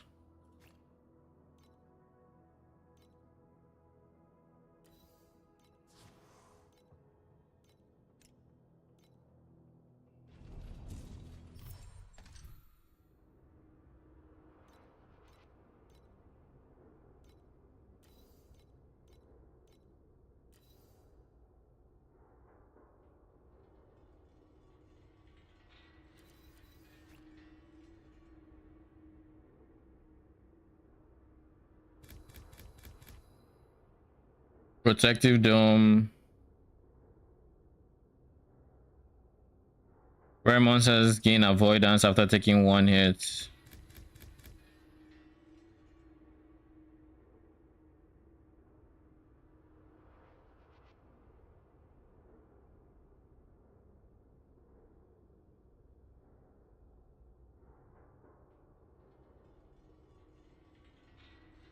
Buckets. I don't like that low life one, so we have to play very careful so we don't actually enter low life, because that will literally just kill us.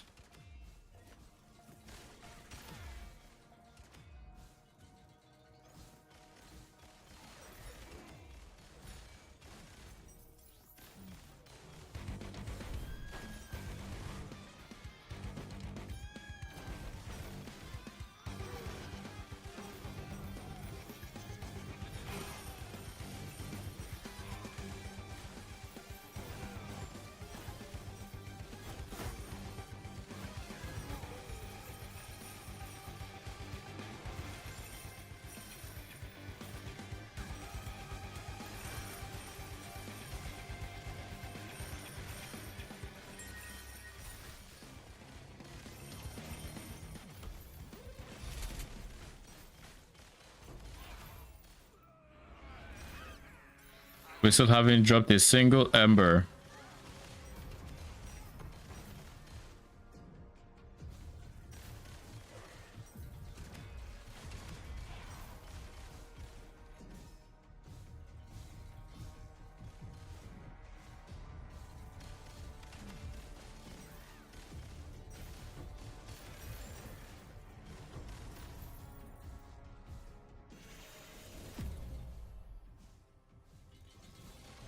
The base mod sold for 24 each. Nice.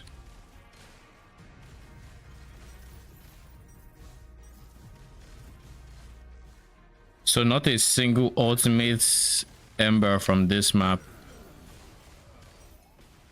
Sad. Very, very, very sad.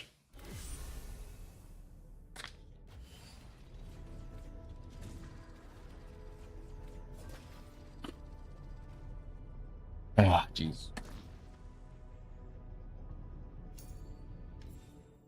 So that is 200 FEs. That puts us at 600 FE without liquidating other shit. 600 raw FE. What am I going to do? I think I try to craft one ring. The ring will have max minion life, probably still flat pairs, but to replace minion damage will be ideally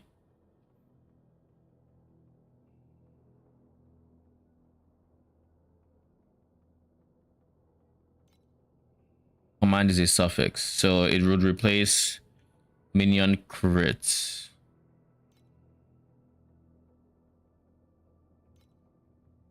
You know what? I think I would honestly prefer if you replace lightning res, but I don't have res, so my other gear is going to have to step up.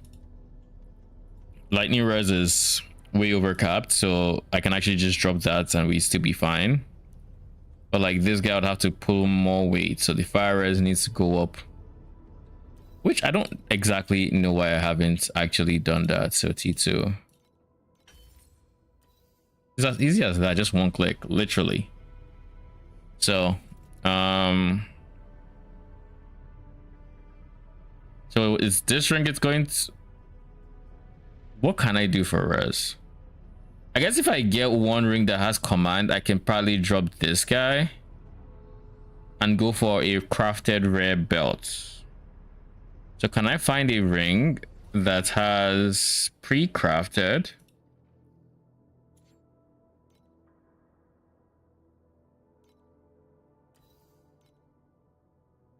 It has pre-crafted command per second.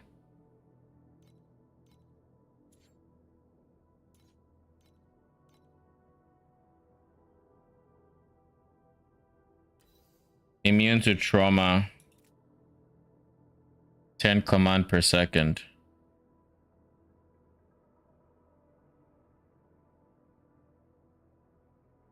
It'd be double the amount of money I currently have. I don't know that's... No, we're not doing that. All right, let's look for base affixes then.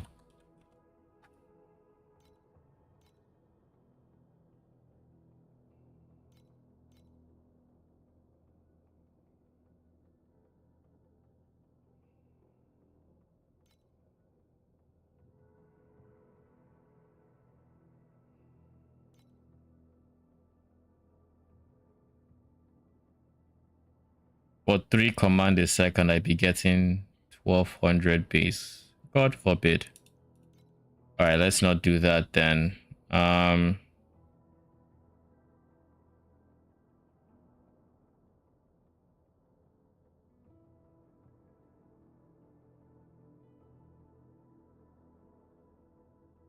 let's do max life or some res. Let's do res. Let's do res.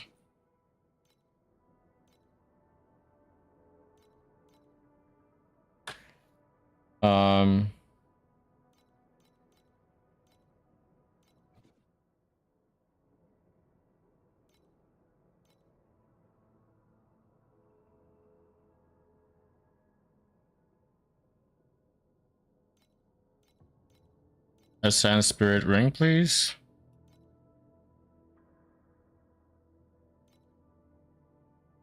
So what I'm hearing is Ascend Spirit Ring is inflated because there's like 78 for champion, and champion is not much worse. There's 50. Let's see 50. There's 18.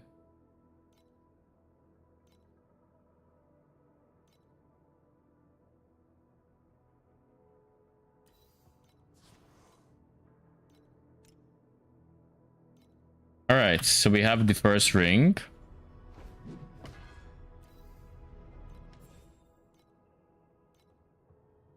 What is the chance to get this? Relatively low chance, but let's see. For ultimate affixes, I am aiming for, honestly, I would like pen, but I'm thinking command per second and chance to deal double damage. That would replace, and then minion max life as the third one. Crit would suffer for it, but like it is what it is.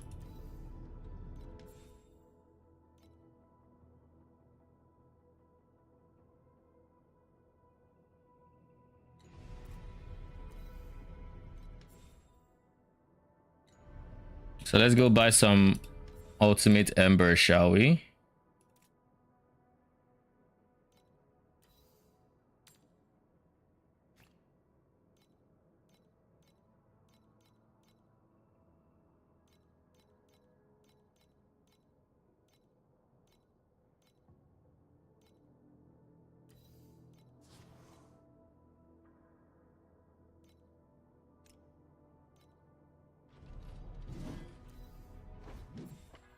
All right, let's start.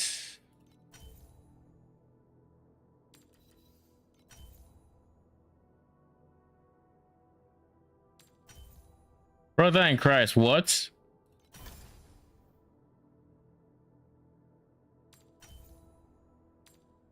Yeah.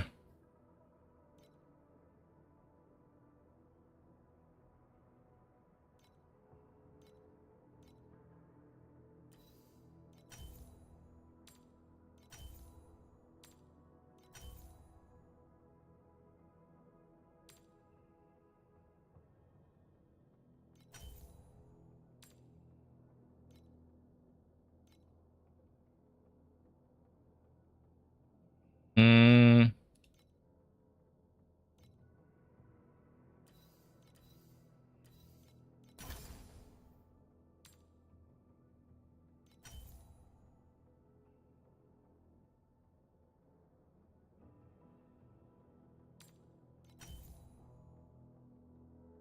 T2.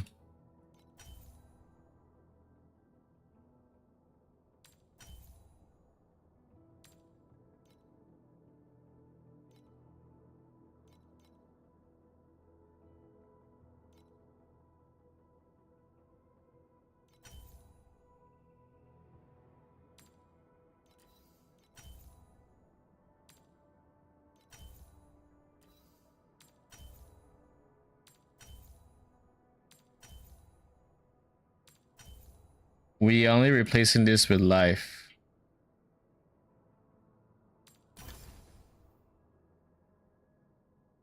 T2 minion damage. Sure.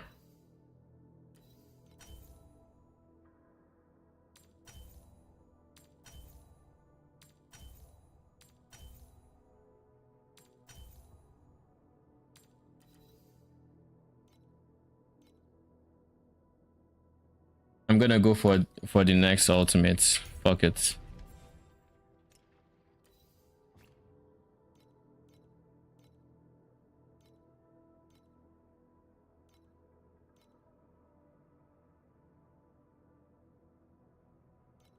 I don't care for 7 or 8. 6. We can make do with 6. We can make do with 6. Sheesh. Brother in Christ, no.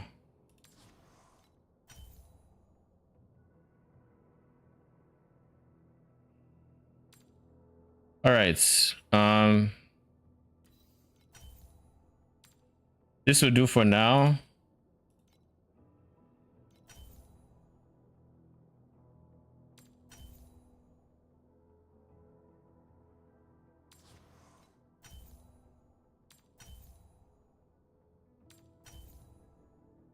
Brother in Christ, give me max life, even if it's T2. Oh my fuck, are you just going to give me anything that I don't want? 3 T1s in a row, nothing I care about. Now I'm getting determined.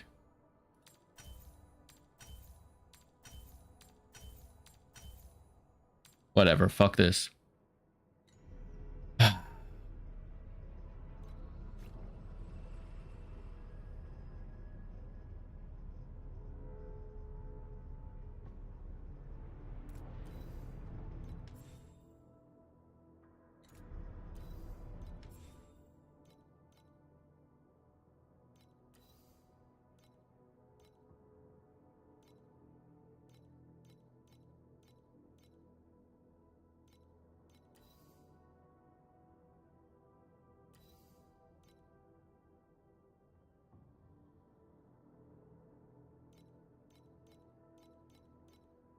So I did T2 strength. He was going for nothing, to be honest. It's not that surprising for me, because that slots,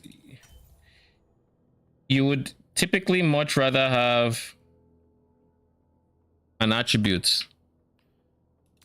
So you'd much rather have like strength, you'd much rather have dex, stuff like that.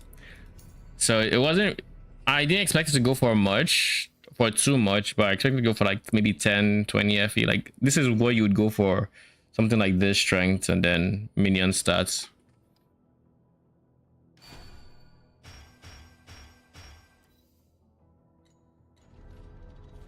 All right, lightning res is still fine. We just spent a shit ton of FE, like 500. Surely it's worth it. We feel the damage, right?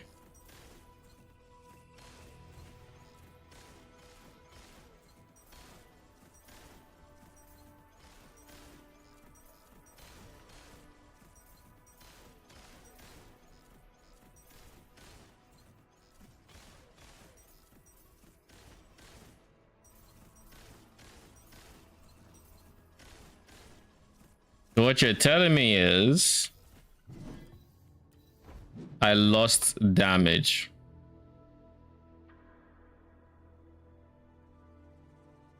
I gained dex.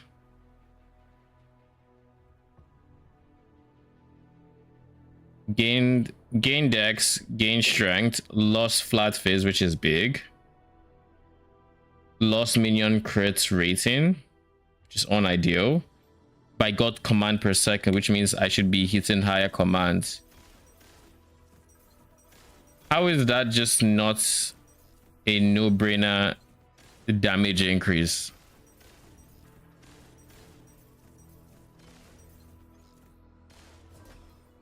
I think one thing it's not going to show is that now I am almost sitting at 30-ish command, which is important because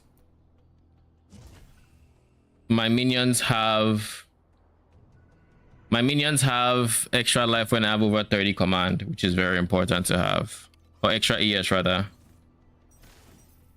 So let's do this.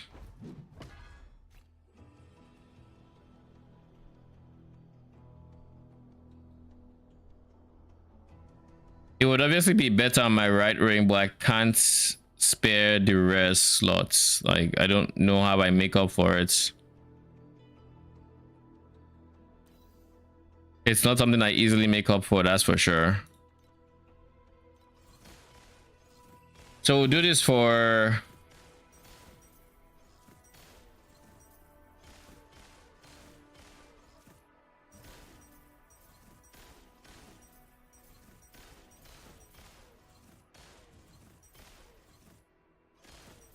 we'll do it for a minute. We'll check the average damage and then we'll do it on for a minute. Check the average damage. The main thing is the crit rating we lose, which is kind of really sad that we lose. But like the command per second in the ideal universe is worth it.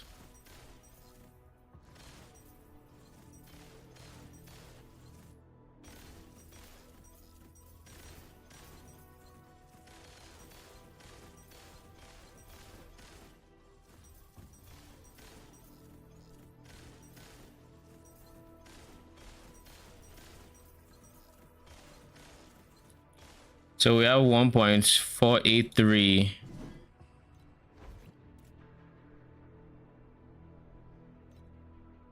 $1.483.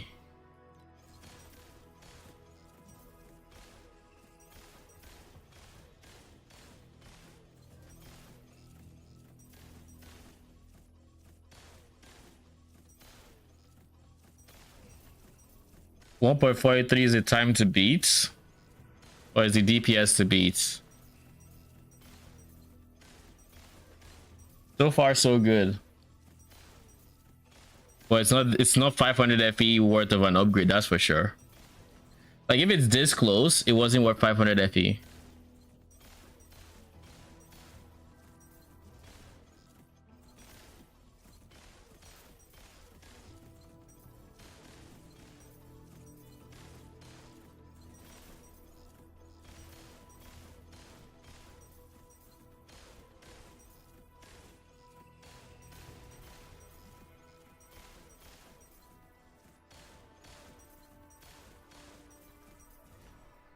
So it's 100 mil more DPS. Which, again, way better than nothing, so there's that.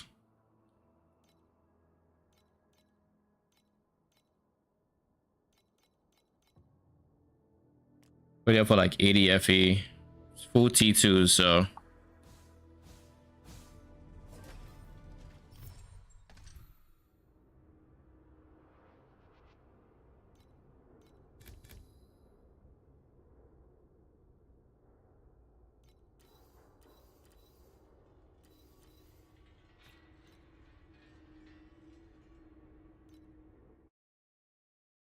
So what I'm going to do now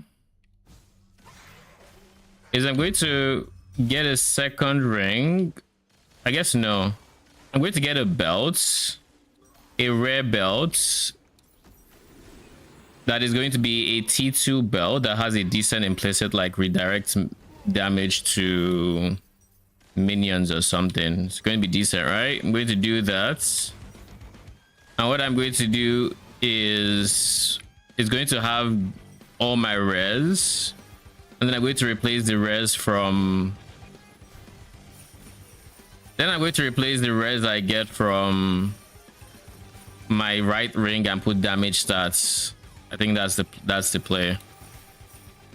So this is going to be part one of a series of changes that will end up with my DPS escalating. I think that's how I have to see it, because if I can get even more command per second, so long as I can cross the 30 command threshold, I think I am fine.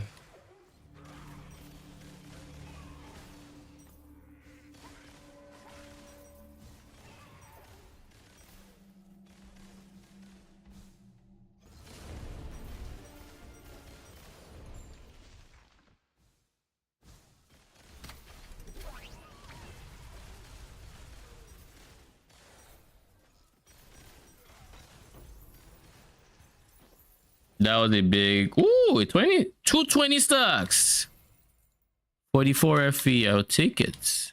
That was a big bless mob.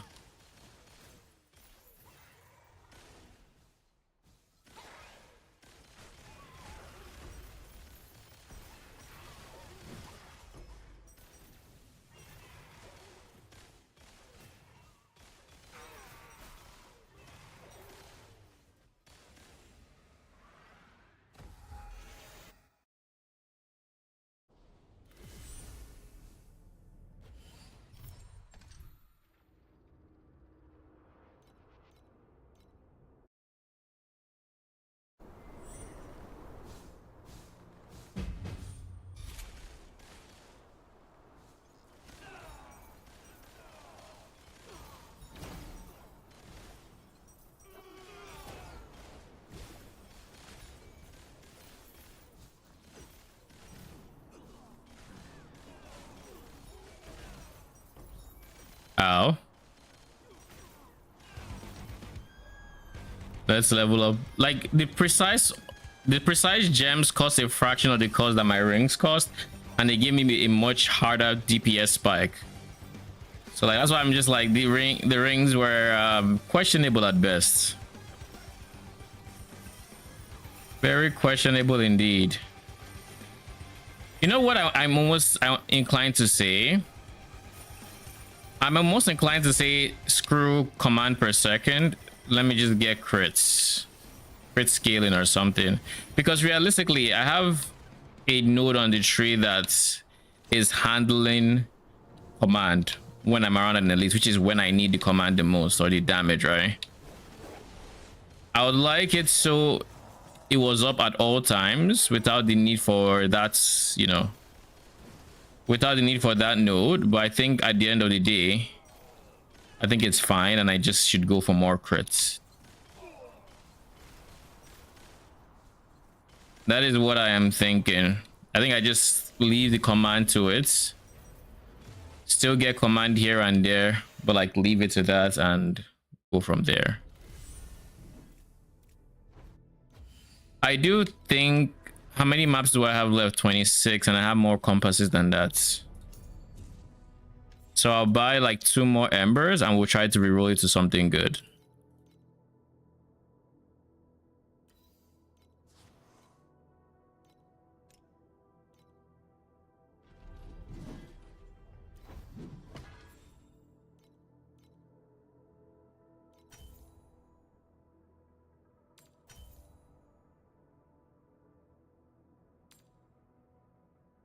To think I already got T.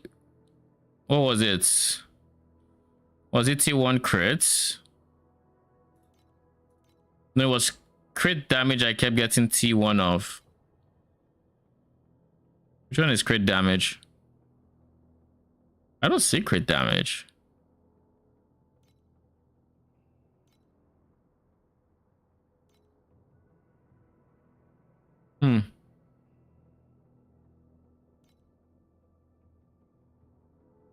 Couldn't get this.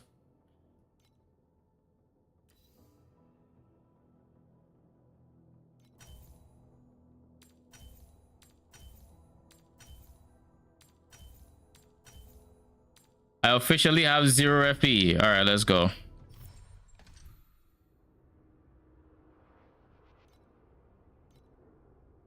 Oh, this is why I'm dropping so much FE. It's a confusion card. Okay. All right.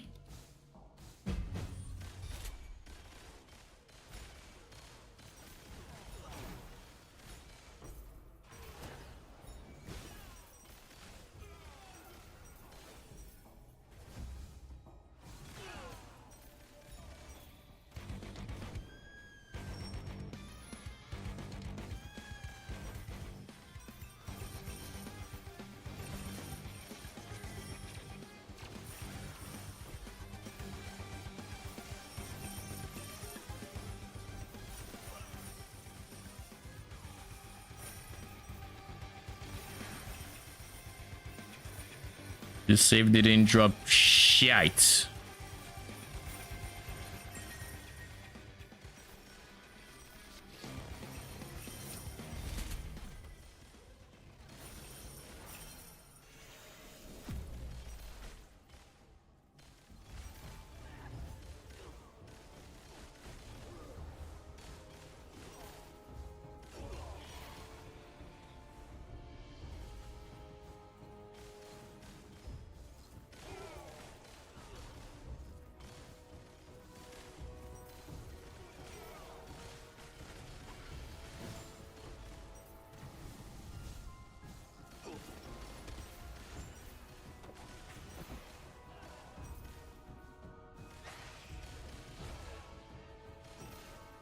We'll hunt down all the FE droppers and we're gonna make them drop the FE.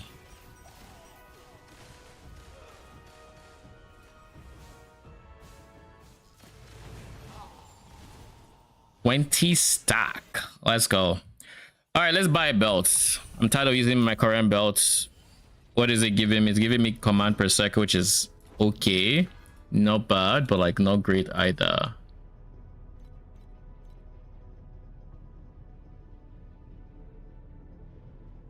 I'll put it up for 19.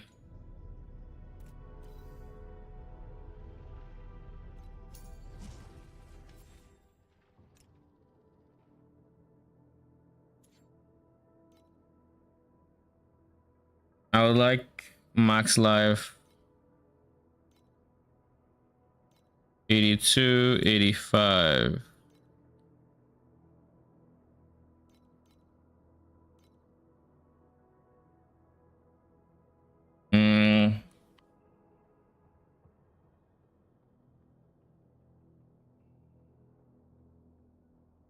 Medium talent, let's see.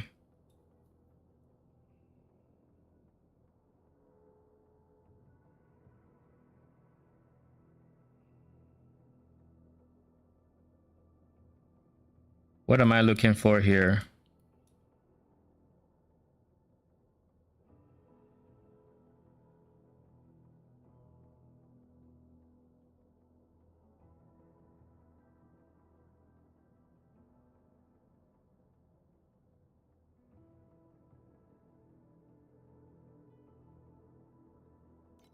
This is fine, but this is ideal.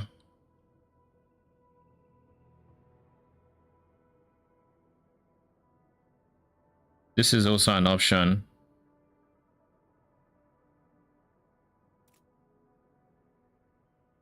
Rally is expensive. Synthetic troops summoned at a time. I mean, if I could, I would buy Rally, but I heard it was like 500 FE. I'm not buying that.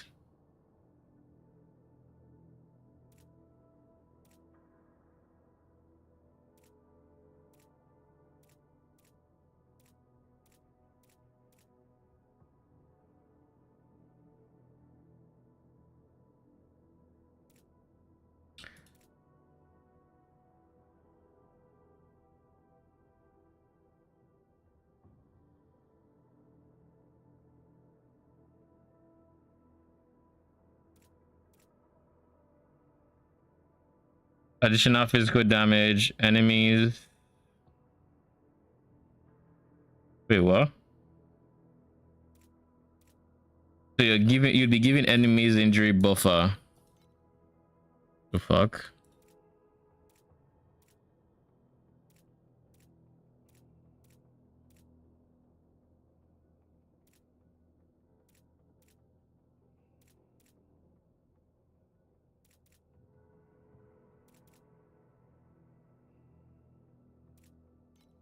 All right, let's see this. None of that, eh? All right. In which case,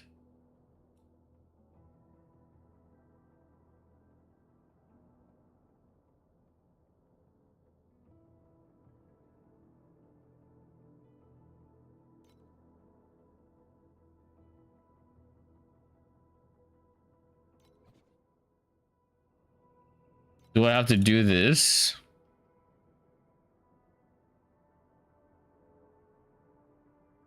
These are some suckish bases, though. I guess it's the base that's the problem. What if I went Conqueror?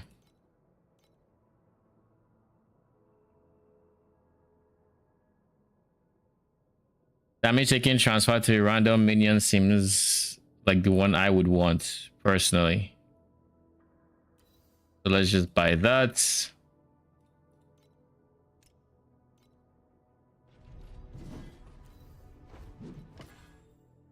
All right, so we're going to start off with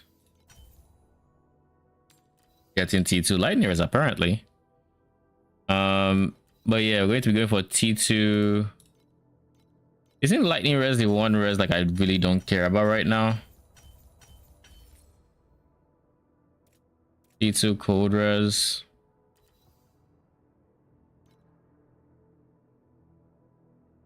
Crit Magi initial growth is now here. That's kind of interesting.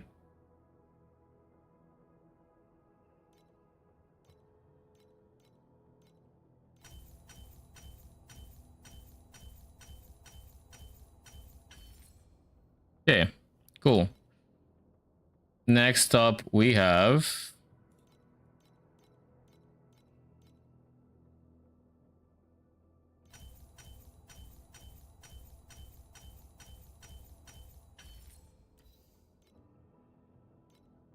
T3, T3.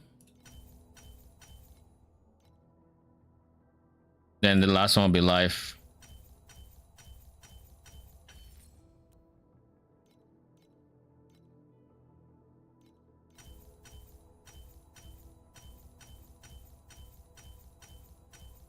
You can do this.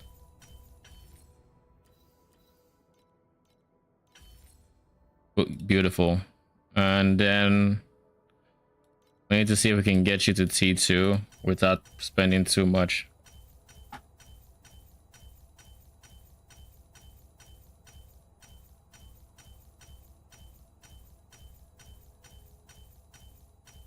We'll do this until we have 50. Okay, cool. Cool. All right, and we are now in a much better spot. Okay. Early res is capped, erosion res is not, but lightning res is giga over capped. So we can afford to drop the lightning res here for some offensive stats. Yeah, we can do that actually. Yeah. I think I want to start crafting a T1 weapon, but I'm not super sure where to start. You're not super sure what to start? Is that Where what to start? start by figuring out what base affix matters for your setup.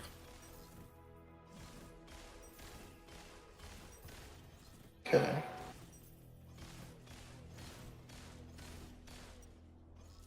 Like the implicit? Base affix. I guess I can check your rankings, see what people are doing. Sure. What I do is I just go to the item base type. I assume, do you know the base type you're looking for? I assume I've it's seen people do wands.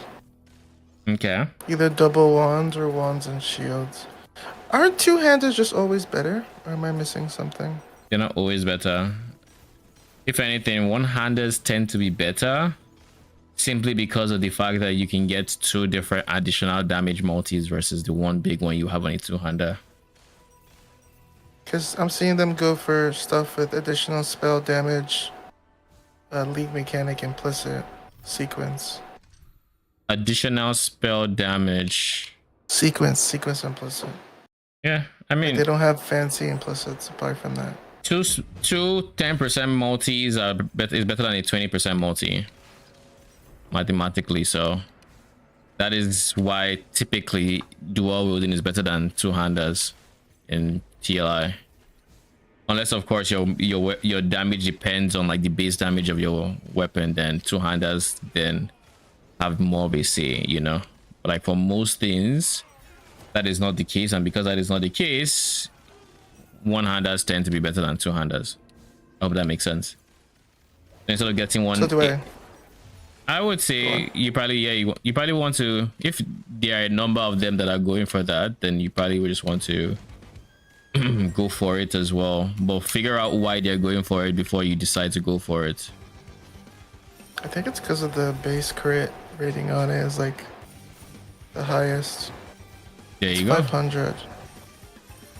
Otherwise, I don't know this. It's what I'm seeing when I compare with other things. I mean, that is a valid reason. I'm not saying that is the only reason or whatever, but I'm saying like that is a valid reason for that to be the case, because you do scale off of base crit as well, and and crit is big in this game. But like aside that, there's probably other advantages as well. But if it's very common that this is like what they're like, it's not even like up for like if most people are doing that, then I think 100% you probably want to do that. But think about why it is that they are doing it. But yeah, that's where you start. Once you know the base affix you want, base affixes you can go for, you look for a good base affix, and then once you have your base, you just buy some ultimate embers. Know that it's going to cost you 30 FE a click if it's a one-hander. The 30 FE or 15 FE plus an ultimate ember a click if it's a one-hander, and 30 FE and 2 ultimate embers if it's a two-hander. Sorry. 30 FE a click if it's a one-hander? I think it's 30. 15 if it's a one-hander, 30 if it's a two-hander. But you also And need... what am I... Sorry, go on. One-handers have half the cost of two-handers when it comes to clicking. Yeah. So what am I clicking for? Check your current. You can check your... Okay, if you don't have a wand, then you can't check. But if you have a wand, then you can check your current one and see what ultimate affixes they are and what's, you know, what would be good as a prefix, as a suffix, and then decide which two you want, because you can only have two. So you can decide to go, okay, I want two prefixes because these two prefixes are giga, or I want a prefix, a suffix, or two suffixes, etc. Okay. So decide, and also think about which one has the more, like, which one has more mods that you can go with. Because if you have like 3 suffixes you can go with but only 1 prefix, you might want to prioritize clicking the suffix just because you have a higher chance of getting the mod you actually want with less clicks. And not just 3 okay mods, but 3 impactful mods. Hold on. You're adding a lot. Alright, so... Oh, wait. So they don't use ultimate affixes on their gear, because their gear is not level 100. Yeah, I would skip 86 plus and just go straight to 100. But then... Oh, that kind of changes a lot. They both cost FE to craft. Just one doesn't have base affixes. Price is typically a bit more expensive, but obviously it has an extra modifier. So if I'm going to craft with FE, I typically just opt in for the priceless, and then I'm going to, and then you'd hold on to the priceless until you're ready to go for like your giga base affix, you know. Yeah. I don't know if I really understood that, but I heard you. I just need to... That was a lot. I can't Process imagine. it. Okay, well, so they're choosing not to go for ultimate affixes on their weapons. Instead, they're going for level 88 with T1. I'm assuming basic and advanced with the implicit. And now I'm just trying to figure out why would they do that. Do you have a wand? Yes. Okay, if you have a wand, check what ultimate affixes are available to you on suffix and prefix, and compare that to the advanced and like what you're missing out on if you were to go it, and decide on like what you would want to your ideal weapon to look like. Does that make sense? For prefix, I mean, there's +2 jumps, which is really cool. You can only have 2 ultimates and 2 advanced. So whatever you're planning to have, so if you go +2 jumps and you lose the +2 lightning, as well as int. Wait, 2 like both? You only have 2 of each? 2 of each, so like 2 ultimates and 2 advanced. You can have 4 non-basic mods essentially. Does that make sense? This is kind of insane. So basically if you see 2 really cool prefixes you like and you see a suffix, you can't go for like 3 ultimate affixes, is my point. So you have to make a choice. Am I going for these 2 or am I going for these 2? Like which of them? And then that part of what influences that choice could be, oh, there's a really, really strong advanced affix I want. Let me do that, you know. That could be part of the decision making process as well. Like, oh, maybe going for 2 ultimate prefixes means I can't go for this advanced prefix. So instead, I'll make sure I go for an ultimate suffix so that I have the space to go for that advanced prefix. Does that make sense? No. Why can't I just go full T1 non-ultimate again? Because I'm realizing ultimate is actually insane. Because they all cost FE, but ultimate is a lot more pricier to craft, but typically also is also stronger. Problem is I can't get the implicits if I go ultimate. Why can't you There's get the like- implicits? There's pretty much no bases with the additional spell damage implicit, like sequence implicit on a level 100 base. It's like, I mean, there's one for How like much is the 2000 additional? FE. 10. 10% additional? Yeah. Skip it. You That's just told me 2 of that is better than 120. a 10 and a 10 is better than a 120%, but I'm saying skip it in that should not be a reason why you don't go for an ultimate, for like a gear that can roll ultimate affixes when you're going for a weapon. 10% is not strong enough to counter the bonuses that ultimate affixes can give you. Or yeah, does that make sense? When I say skip it, it's go for the level 100 with a good implicit that is not additional spell damage that you can get.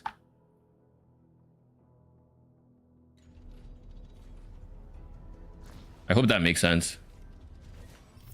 Yeah.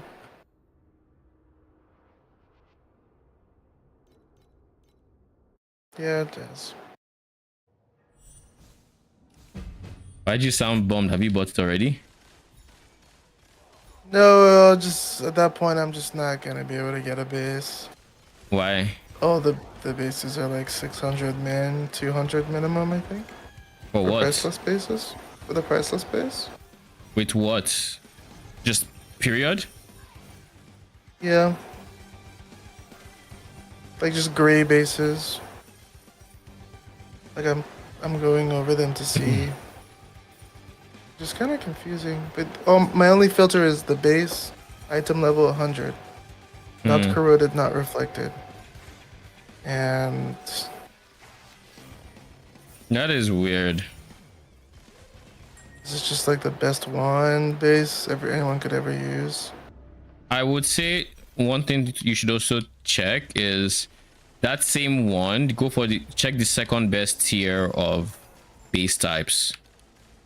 What is the implicit on the wand?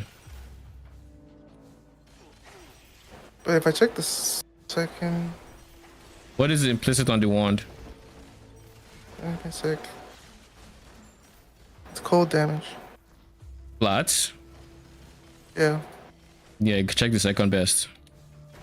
it's erosion. Oh, the second best is not cold. Second best is erosion. Third best is lightning. And at that point, that's like a 82, How much cold? 32, 32 cold? Like high? 32 to 32.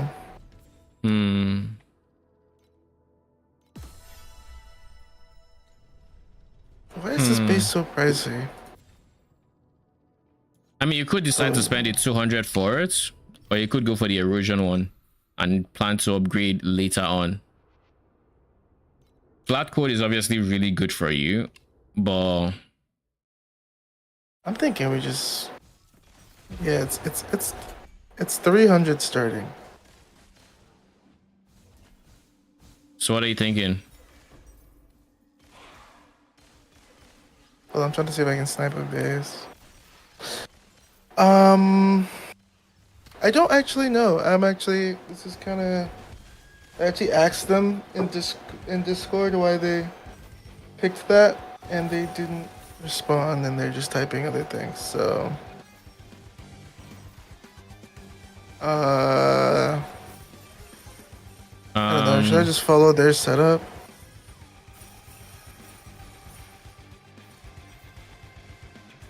Well, if I were in that situation, I'd probably go for the erosion base.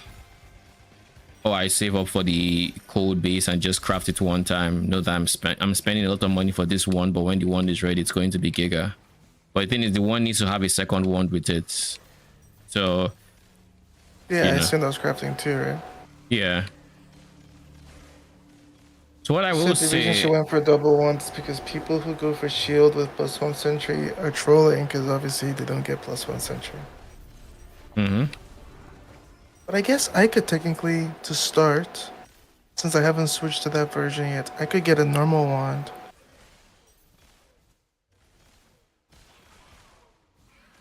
and then go with a cool shield implicit for shield +1 sentry. Yes, you could, but I wouldn't go for a priceless base like that you would be replacing soon. So it would be like I'm just a yeah, I'm thinking T2 like shield. an 86. Well, I'm also just thinking I'm not going for the priceless wand base, at least not right now. If I click the base, Like I would splurge on the wand and then go for an 82, like a T2 shield.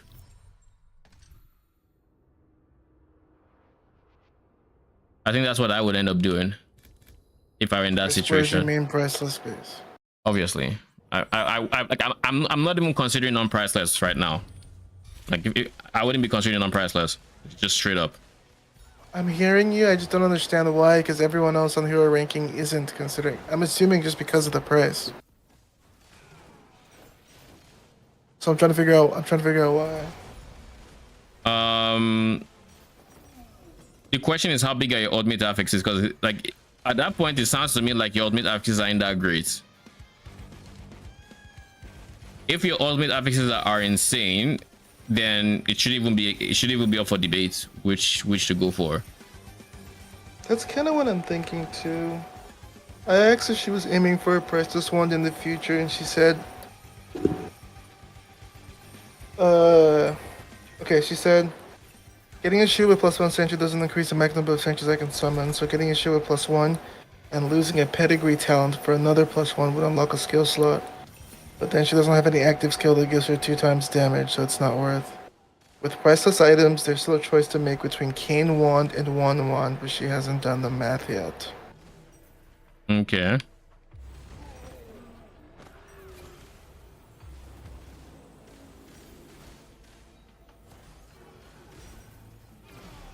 Let me look at some more hero rankings to see if more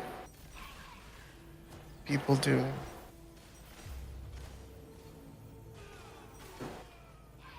It is a little bit much, but it's all good. What is it these days? I mean, TLI is The problem is like she's the highest character, so like everyone else is just literally at my level, which is actually kind of worrying. low. Because that just means it doesn't really get that much better. So unfortunately, this build isn't broken. It's just okay. So scaling the damage starts getting a lot tight from there, which makes sense. What's that? She said, unfortunately, well, that doesn't matter.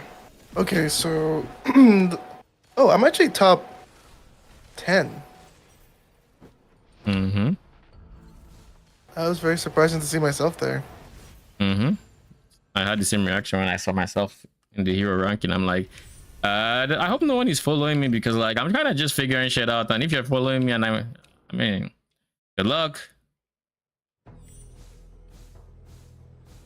I don't think I'm making bad decisions, but at the same time I'm still figuring shit out, so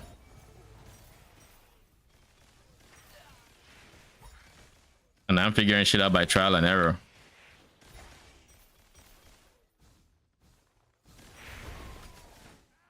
So just to clarify, I know I have access. You think I would be trolling if I crafted this one the way she did with T1 mods, no ultimate?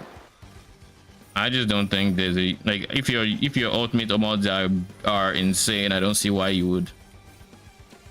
Whatever you're losing from going for the non-alternate base or non-priceless base, the T1 mod will more than overcompensate if it's good.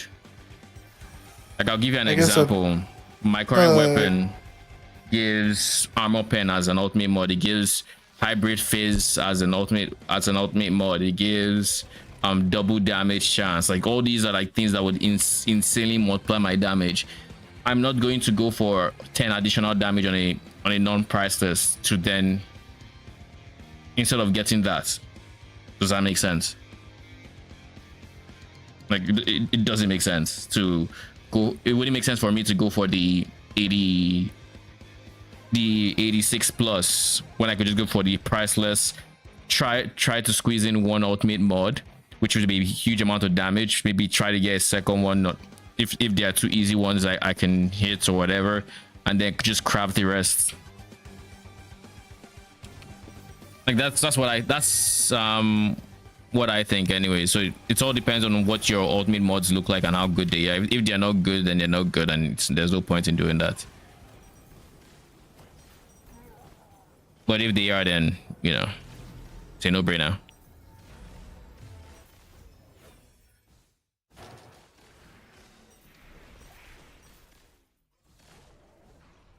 Because don't forget, she probably crafted her ones in a different, like not today, right? So at the time, they may have been even pricier to get those bases.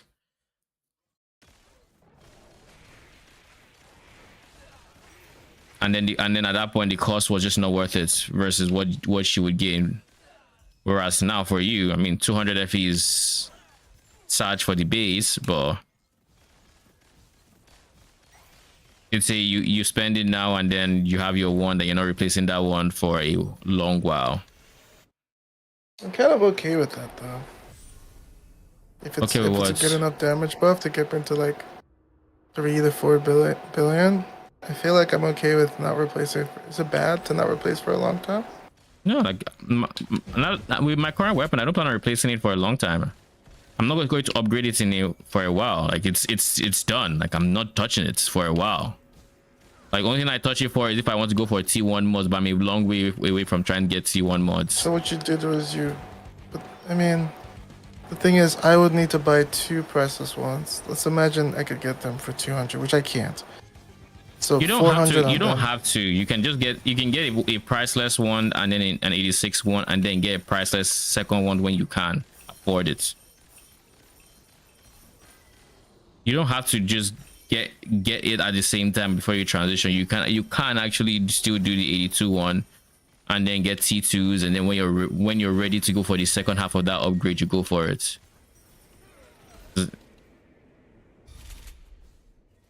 Yeah, I guess I just hate the fact that I'm about to click this on something and then go farm another 10 hours.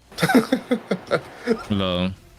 Okay, I was hoping to just like engage with some crafting, but you're just now I'm learning how. No, I'm just buying a base and waiting. What do you mean? I'm not gonna be able to actually craft this item for a long time. How much do you have? On my currency. Pretty much enough for 1 wand. How much do you have? 100 and something.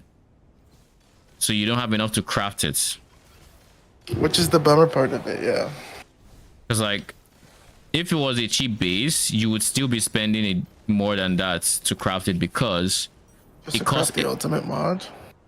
The ultimate mod is one. I mean, you're buying an ultimate ember for 17ish FE. That's why I bought it. Mine out just now, or like 30 minutes ago. 17 FE. The click itself is 30 FE, I think. Let me just confirm. The click itself is 30 FE and one, so like basically 47 FE a click. You're not guaranteed to get in your first try. You might take 2 or 3 clicks to get something decent. If you have a wide, like really low weighting.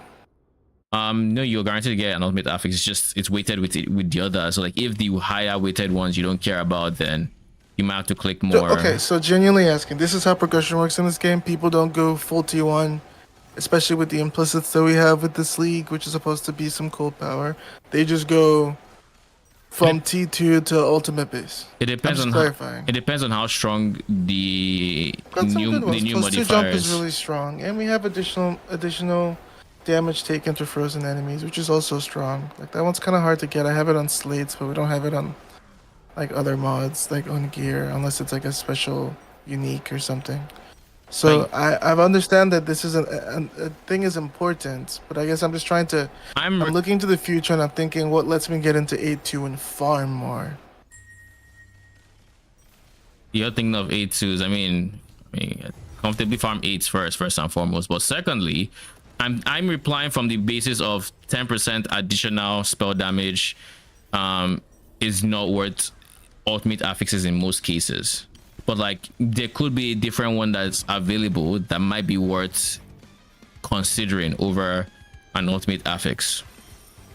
Yeah. It's all just opportunity cost. Like, oh, would you rather have this worst base, but that can't rule ultimate, but it has this giga implicit, versus would you rather have this base that has a trash sequence mod unless you craft it, but then it has ultimate affixes which are giga. So it's all just opportunity cost and like weighing pros and cons, like really. Yeah, which makes sense. All right, I go by the base. So if there's like, if +2 jump is like an insane multi for you, then it could just outperform your ultimate The problem is affixes. it's a multi, but then it's like I'm not gonna be able to feel that for a while because I'm gonna have to swap back to the noble magnificent gem stuff. Because that's the thing that makes you only cast one, but then have Jump. your plus jumps give you more damage. Okay. So even if I were to get, let's say I got that mod right now, I'm not crafting T2s on everything to go play with the wand because I'm actually just gonna be like, oh shit, because it's not worth running the noble setup till you can invest more mobile gems into it. Okay. So I guess I'm just kind of worried that I click this. Let's even say I get it first try, but it's still a little bit before it's good. But like I'm down to it. This is one of the scary parts of gearing, and that's okay. I'm down to take a. No, Take a that sometimes when it comes to gearing, like if you have two options. You either oversave currency and know you have enough to do it, or you just start crafting it and see how lucky you get. And if you don't get what you want, you just keep it on hold until you can finish crafting it. Yeah, which makes sense. I can snag one for 235 here. It just has bad energy. Yeah. I know rerolling energy does dot damage to you. Fine. Okay, I have the one now.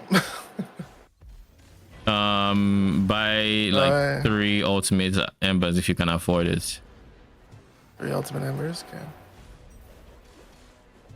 How much? Actually, let's check. How much? That's They're like 74 FE. 17, So I actually might have like 34, I like actually 40 might be able something. to do, yeah, like one click. So it costs FE and how many Oh, FE does it cost as well? 30.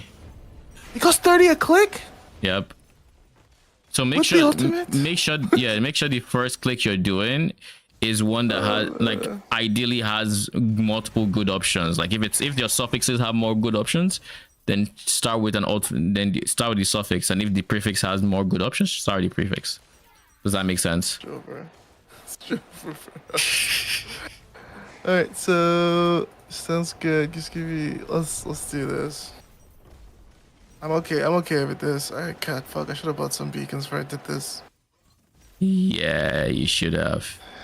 Yeah, thanks, bro. You are most welcome. This secret stage is juicy. I'll take it. 2 for 34. Already sold. Holy. Please don't make me pay 18 for these. Damn. Yes, don't ask me twice. Alright, we have 2 embers. Surely you get Well, look at T1 first ultimate. click. Let me look at suffixes. Suffixes are double damage, damage against frozen. I don't care about focus damage or terra or split. What about prefixes? Prefixes are spell skill is huge. We could cope on pen. You believe? I believe. Send it. I'm not auto crafting this, right? No, you don't auto craft. You check. You manually craft and hope you get something good. You want to make the decision yourself, not auto craft. Not to mention auto craft Okay. would just be a lack of dopamine. T1. Alright, here we go. Good luck. I'm going for prefix. All right.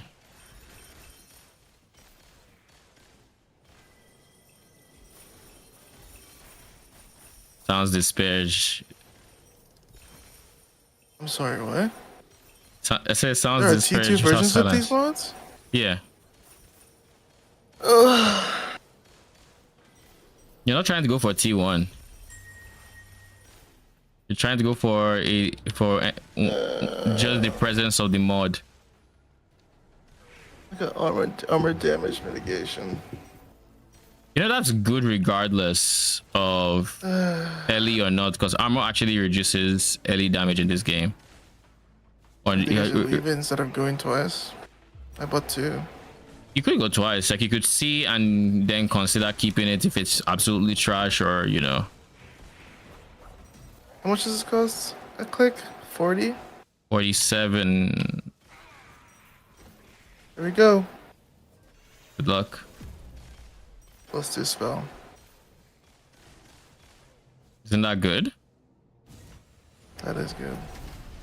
GG. So what now? Now I craft my base affixes. Now you figure out what advanced affixes you want. Prefix, Oh, suffix. advanced. Yeah, because you can only have 2, so you're going to see, okay, you want to see which 2 you want to get, and just make sure you have space for whatever your second ultimate affix is. So if you decide, oh, I'm going for 1 prefix, 1 suffix, ultimate affix, I right? thought I just hold now, right? Just hold. I should lock this so we're not tempted. Oh, 100% lock it. There's no reason it should be unlocked. Alright, back to maps. I'm not gonna cry. Okay. So. Okay. Thank you. I need some What? FE. Well, nothing. Just happy to keep trying and learning.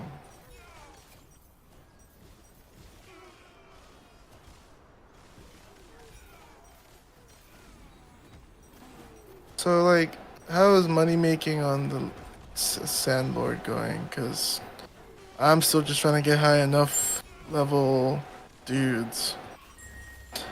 And I'm enjoying Sandlord money making personally. Not to mention, God of War has been blessing me with FE for some reason. Like, holy. God of War. Yeah. You know, when God of War, when God of War ends, it drops stuff. Sometimes Divinity, yeah, exactly. So like, some random times it just drops FE, like it just drops from its pool or whatever. And like just now, it dropped it 20 stack. Now, granted, it doesn't do that often, but when it does, that shit's good. And why I mentioned God of War is when I was doing boss rushing, I was very often finishing my map before God of War was done, and I just leave because I mean, I'm on controller. I don't have to go click the thing to skip, you know, so I just leave. I also just leave it, sure. But now that I am staying in the map longer to finish Oasis and League Mechanic, I tend to run out, which is when I see the rewards. So while it's not technically extra currency, it's technically extra currency if I wasn't going to see it before, you know. Fair.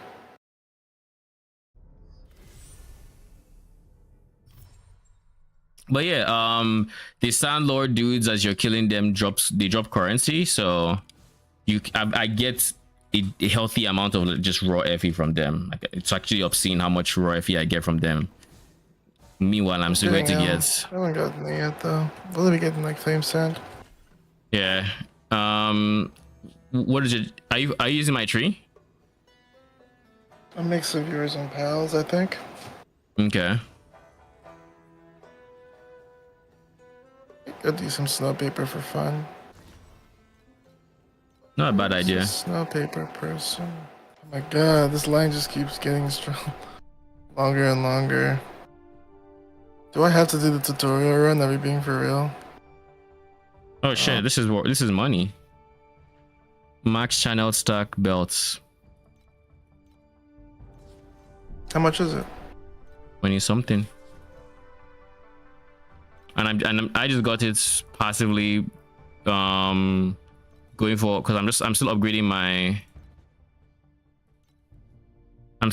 my share, my towns or the places I'm shipping to.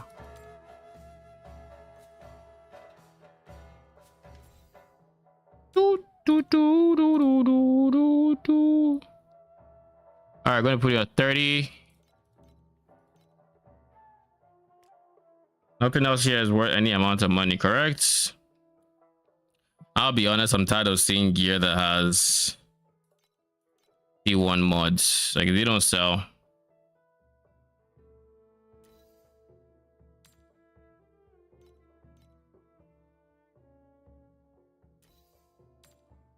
+1 lightning skill level. No, okay.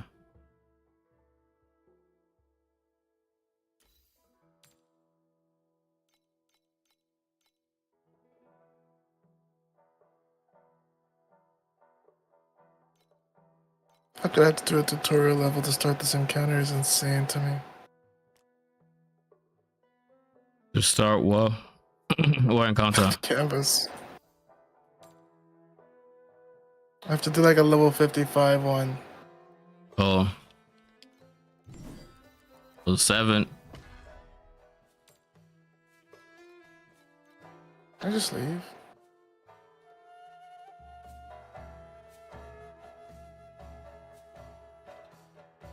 Alright, let's recycle everything.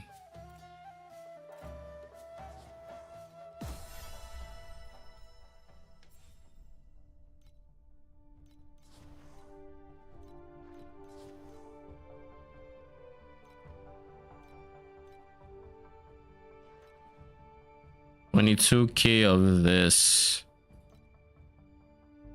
I can probably afford anything else. Refresh order.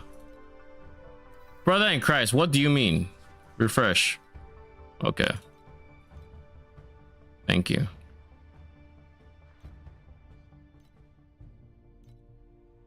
I don't have enough snow paper. Yeah. What the fuck? Leave my flaming guts alone. Dude, the waiting on fucking flaming guts is insane. Jesus Christ, man. Using all my refresh orders for it. All right.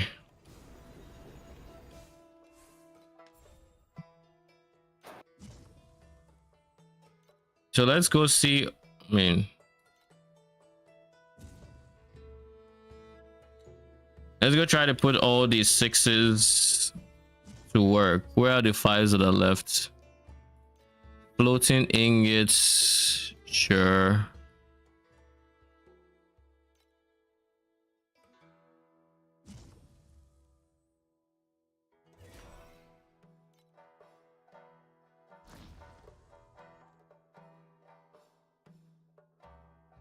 There was one for flame ingots, which is outputs.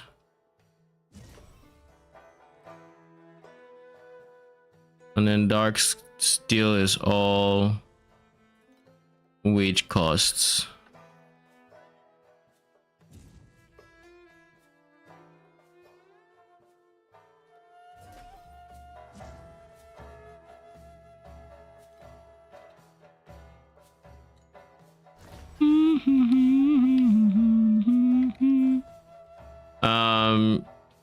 I haven't done this in a while. Sandthorn jam.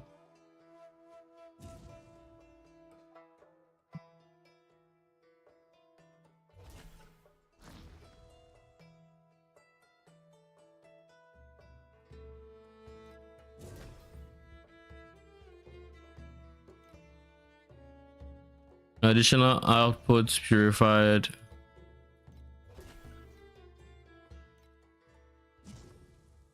Sandthorn jam wage. All right, so and then we have black bread additional outputs.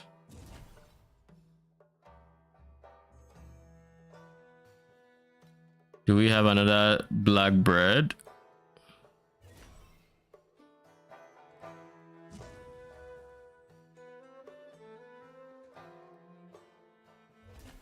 I guess there is. It's a level 5, but there is.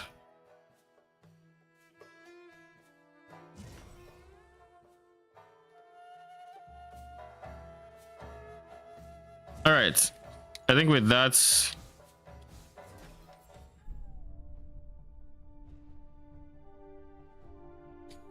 Or I can dismiss everybody else.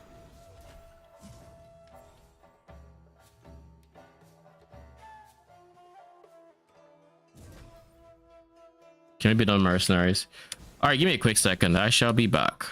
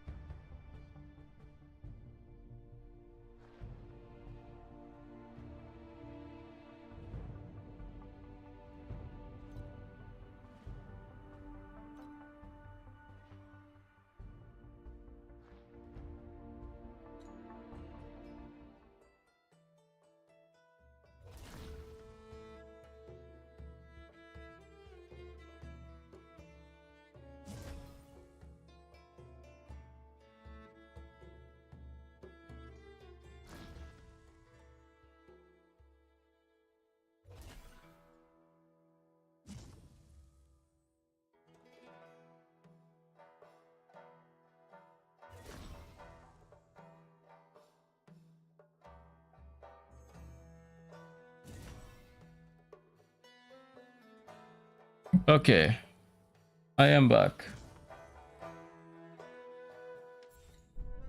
How many days do I have left? 4 days of remaining funds.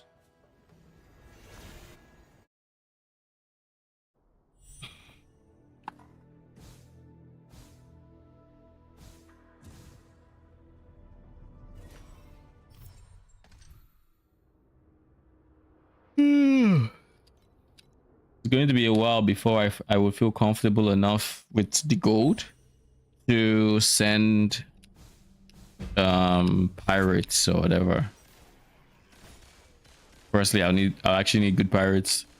They'll have a decent chance at additional events.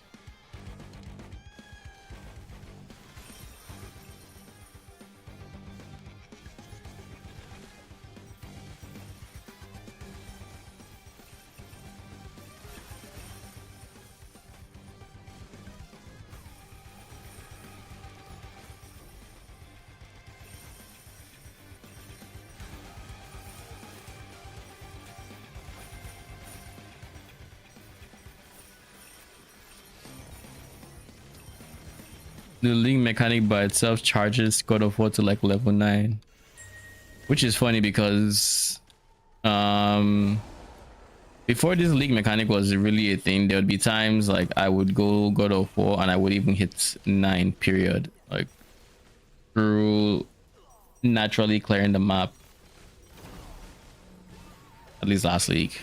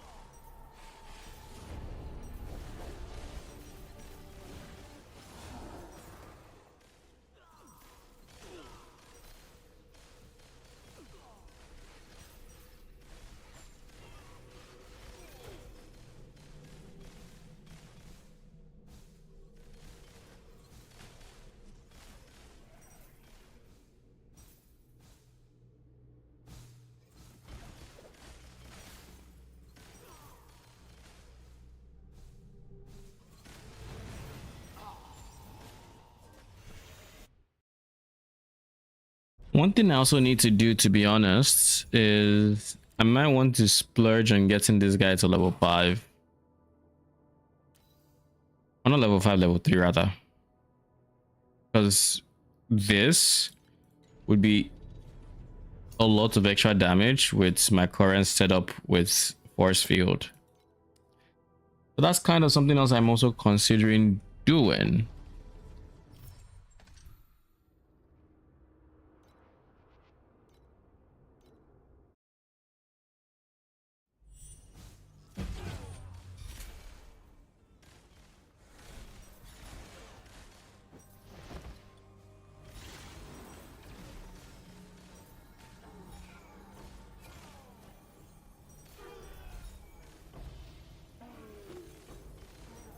Yeah, this Oasis just has already dropped me 7 FE in, like, these waves.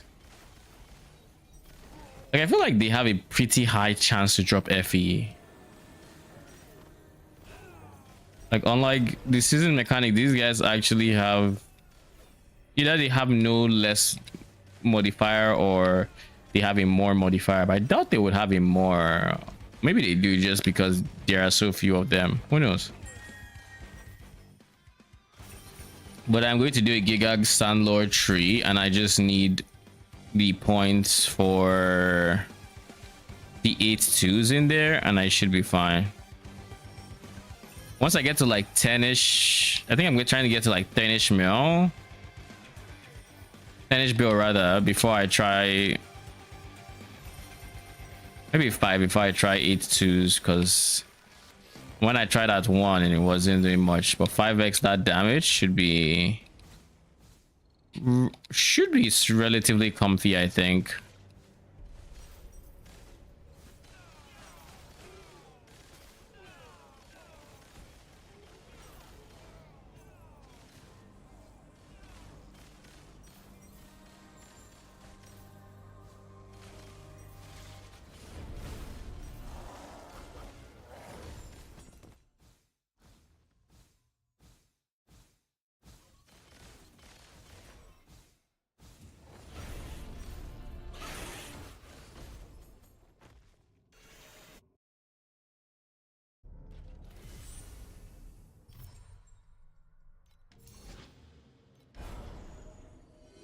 How much damage do you need for a traveler? I think I saw a Don the Crown video.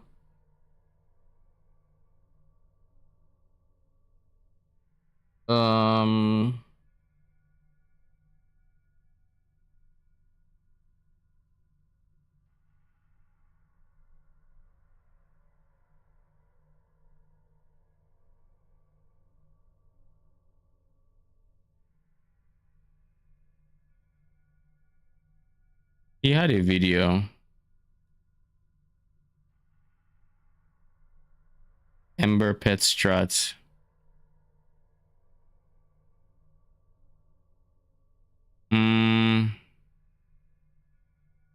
Craft smarter with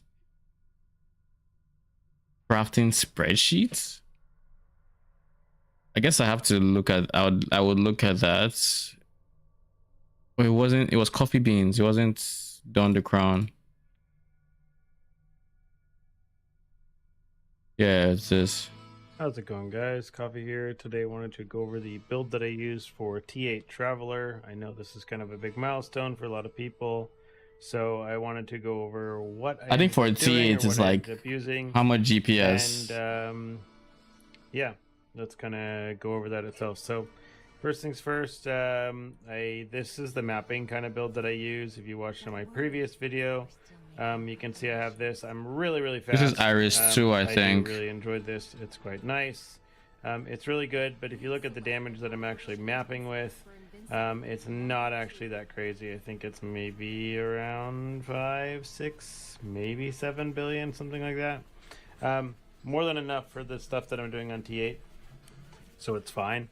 Because of this, I'm going at max speed. That's all I'm trying to do. Max speed, max defenses, so I have a lot of stuff on here. I am running this again. I swapped my gloves a little bit, or I upgraded them rather a little bit. I have a pair of 50% movement speed boots here. for mind infusions as well. So I have my +3s that I wear for damage. Otherwise, I have my blurry steps. If I'm trying to boss, I will swap this to elemental shock. For bossing, I will alt steps. If I'm trying to boss, I will swap this to elemental shock. He uses blurry steps with activation medium elites. For bossing, I will also swap this jump over to quick decision. And then I will, the pets will stay the same. If it's like a challenging boss, I did end up swapping this over to this other survival pet here, this Knight of Pale Blue, just because this minus 40% additional damage taken is helpful against someone like Traveler, for example, where he's the only enemy. But you can see, obviously, with this, I'm moving quite a bit slower than I would be otherwise. But the damage is significantly higher like this. So he has about 8 bill DPS. There is some other cool little 8 bill, 9 bill. It's kind of what I thought to go for. Let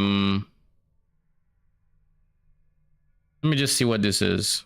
Hello everyone, Don the Crown here, and it's about the time in Outlaw season where everybody's looking to really gear up and push through the tier 2 gear to tier 1 and into priceless.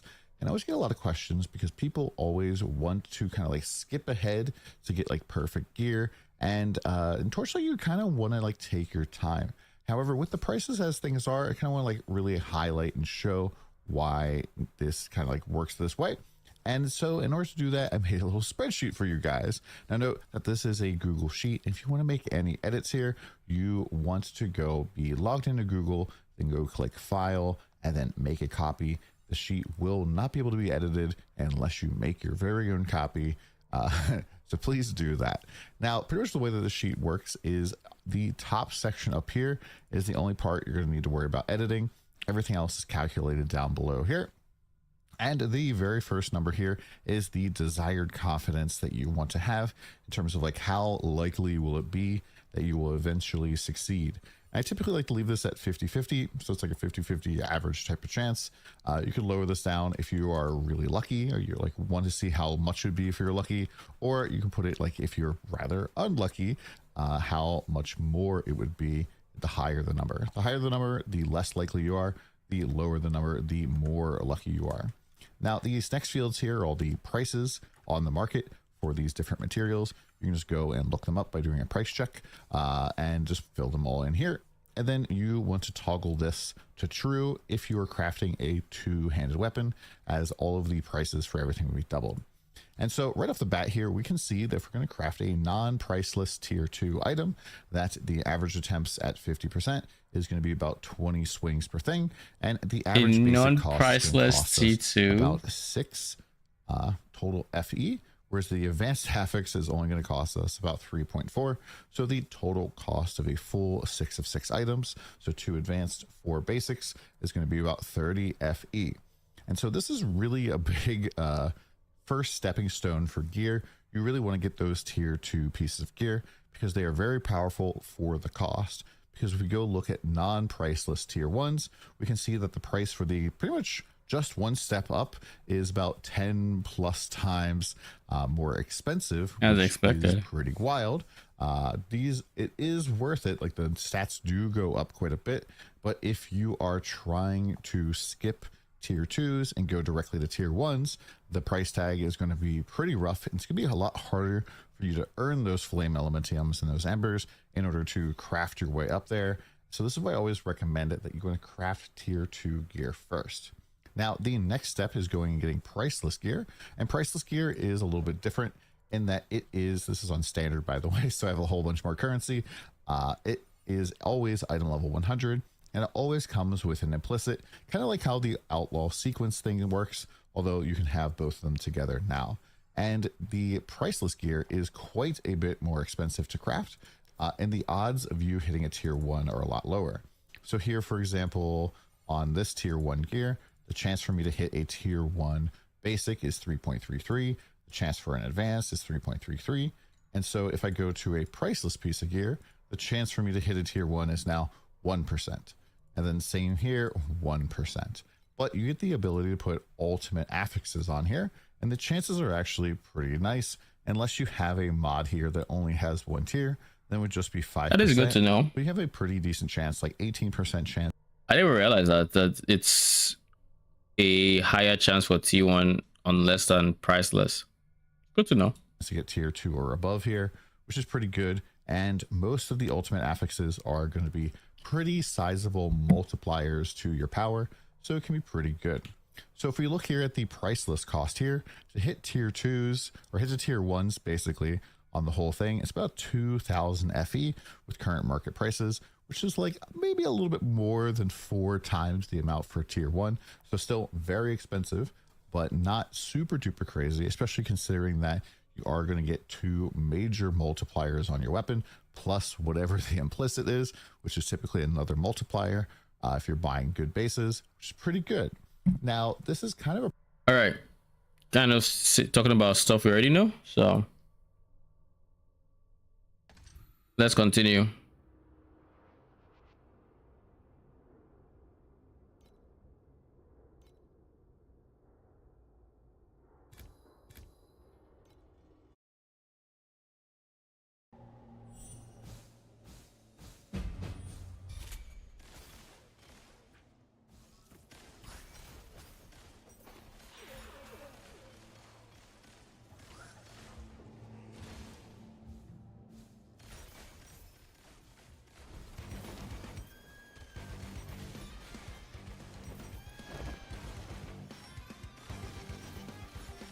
I wonder how people playing without a heal skill are actually surviving.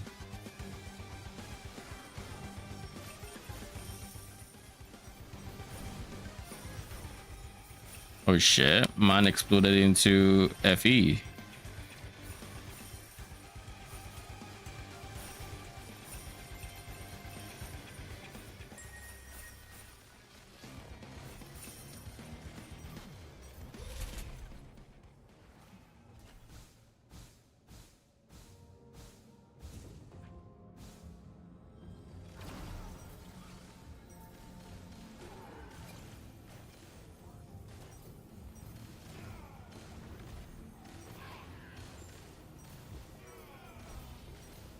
Five FEs, more flame sand, lots of flame sand.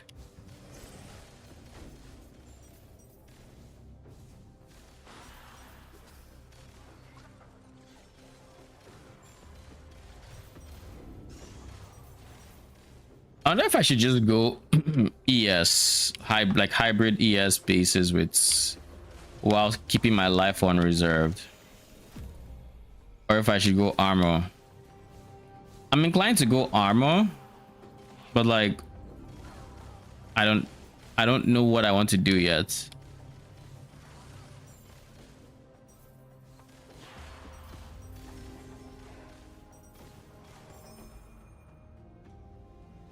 Flourishing mites, artifacts? The fuck is that?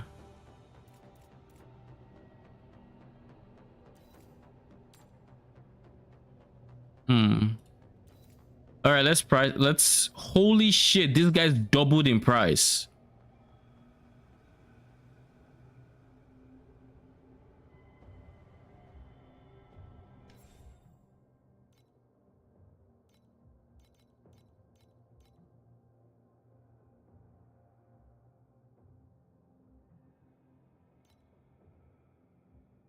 Okay, so we put them up for 200 is what that means. Jesus. That was quite the price jump.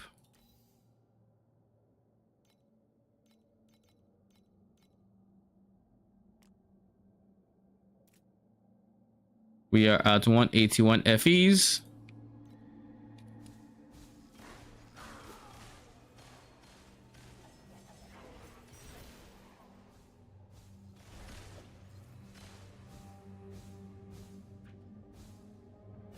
And that is what without liquidating. So once we actually go ahead and liquidate, we should be on a decent amount of money.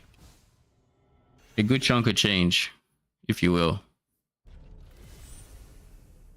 How much are Sandlord's compasses? Let me see.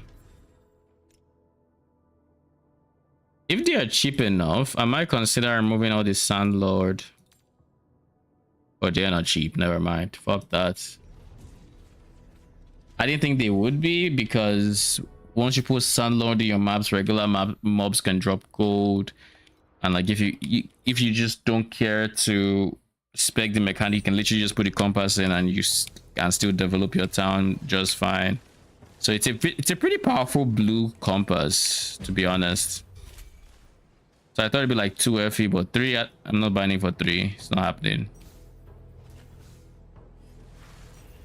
Probably even better to just buy war compasses and drop chance there.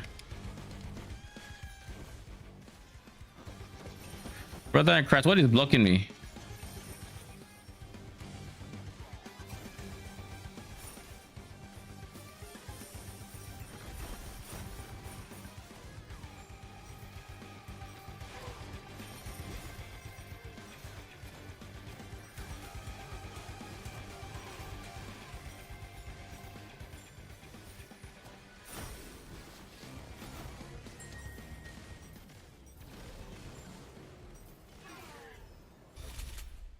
This one didn't drop anything in the way of FA, at least.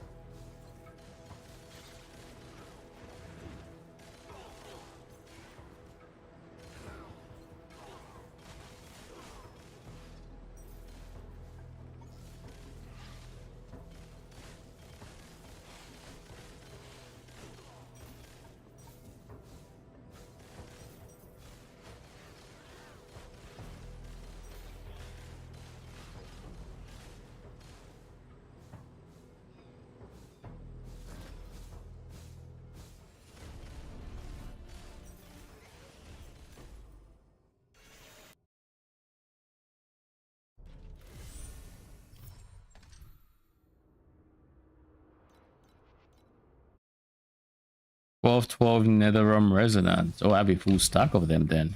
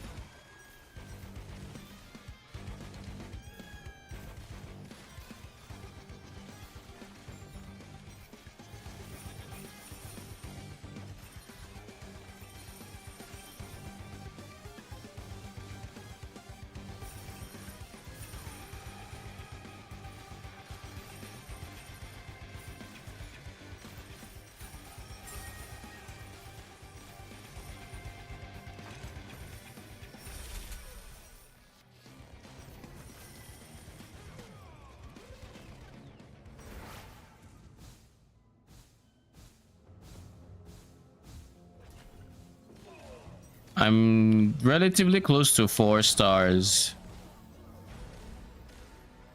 Relatively. Oh shit, and that Twilight Vestment.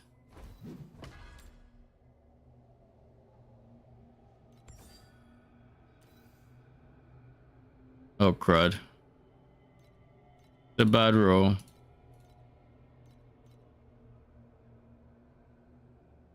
$24 FE. This one rolled very poorly, and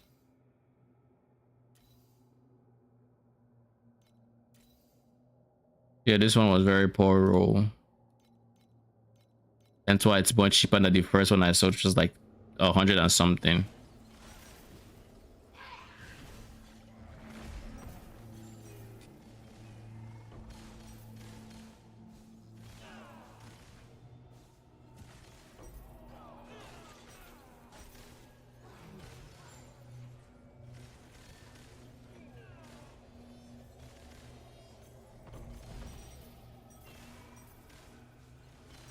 Yo, these blessed mobs, their loot multi is insane. Like, it is so free dropping currency with them, if you will. I'm really looking forward to having TH Traveler nodes and seeing what that does to my loot with Sandlord when I take the additional quant wheel. or big talent. I forget the name.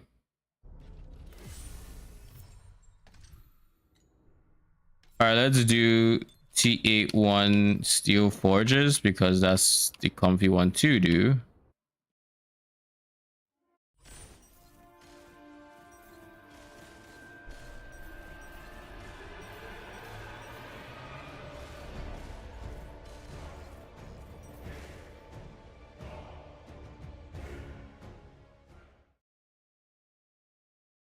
So with this skill, I just cannot do this boss, eh?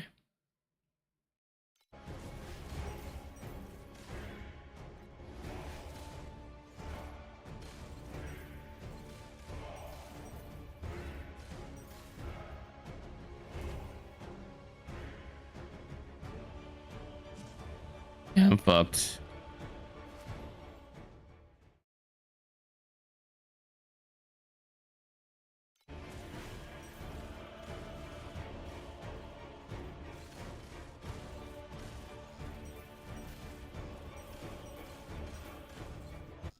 Call him. Brother in Christ, what?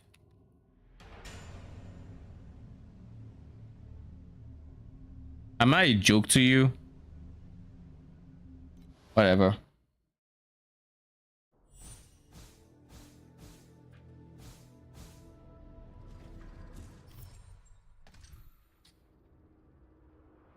Damn, that was quick.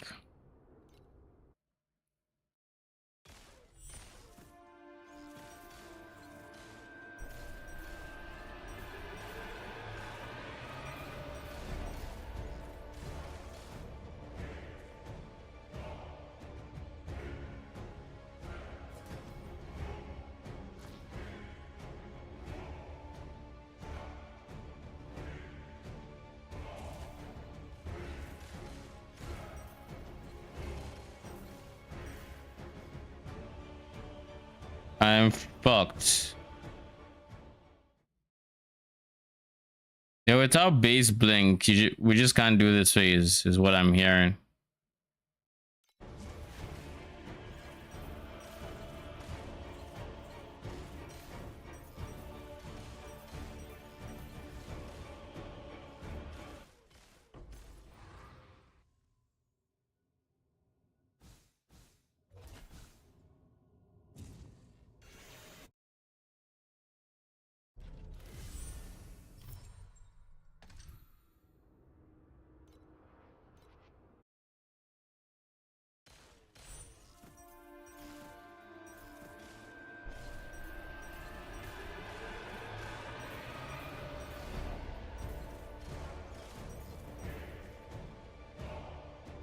I'm fucked. So doing this fight is just coming to terms with the fact that I'm just gonna die. At least in T8.1s. I might as well just fully embrace the AFK life if I'm going to die. AFK life? Yeah. And I'm gonna die, so I might as well just make sure I respawn when the phase is fucking done.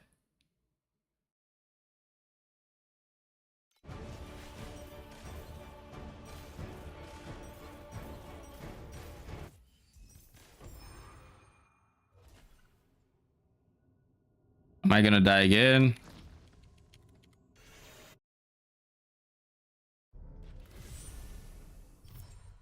I really hate the fact that his shit stays damageable afterwards. Like it really, that is really feels bad.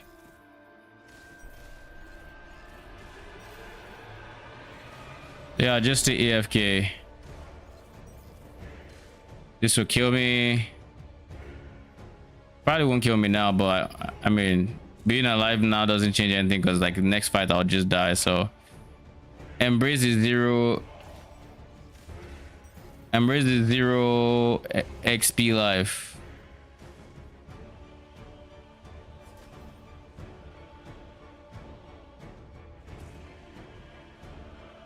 I just don't think it's completely fair that there are some of these that extend outside the ring, and it's like, what is the mechanic there? at that point.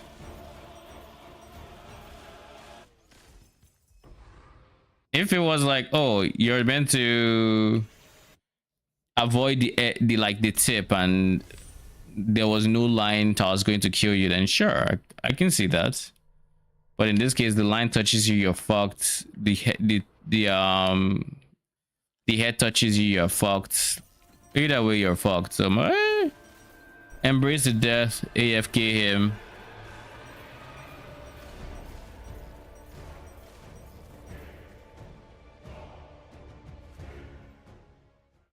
Not to mention the horrendous hitbox on these lines.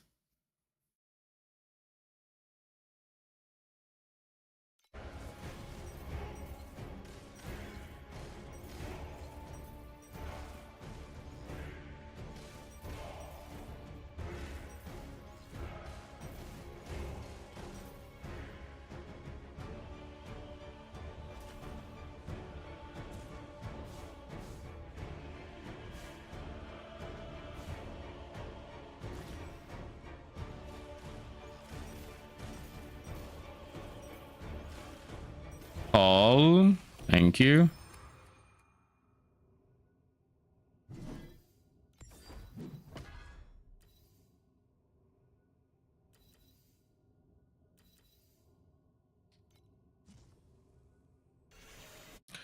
Honestly, unless it's a T1 ultimate affix, I don't want to see it on my filter. I don't know why it's even showing up.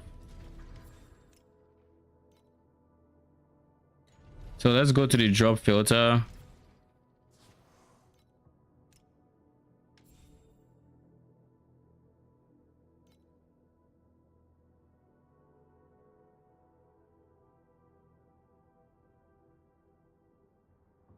Now hiding sequence gear. Slate seem buggy at the moment. Careful. Hides all non-T1 gear.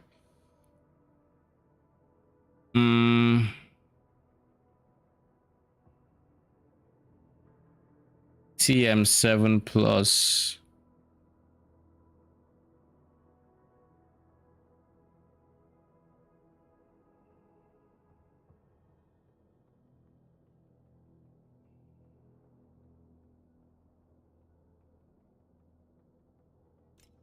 Okay. Yo, what the fuck? Copies of the pre-updated filters are still there. The fuck? Why?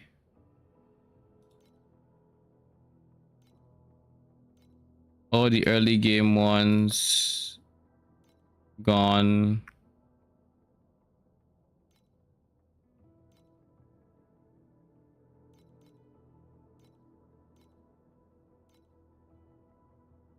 So wait, it just downloads and it doesn't even delete? That's kind of dumb. So that means I can't really make changes to this while he's creating edits because, well, it's just going to become undone when I download the new one. Sag. All right, so there's no point in doing what I wanted to do.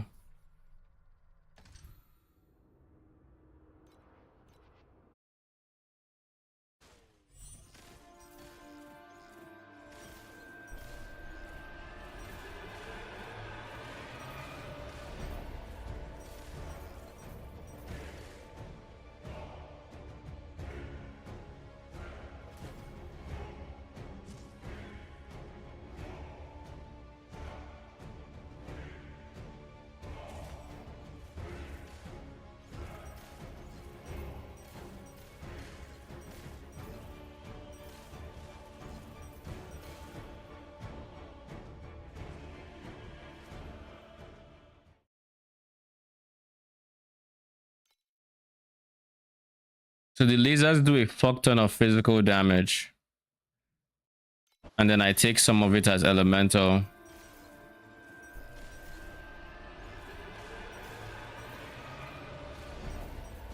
So armor could be very helpful against him, assuming, you know, it's not a dot or anything like that.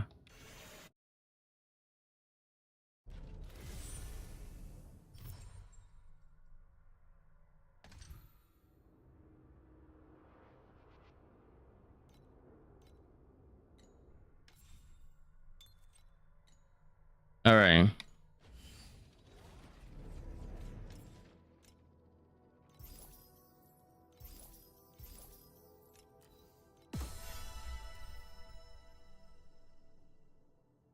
So we passed 70.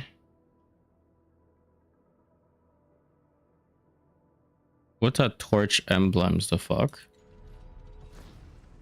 All right, let's open these chests that we're supposed to already have opened before we end stream today. Lots of primos here. All the stuff we got during the... You pull it? No. I have no reason to pull. Sort that.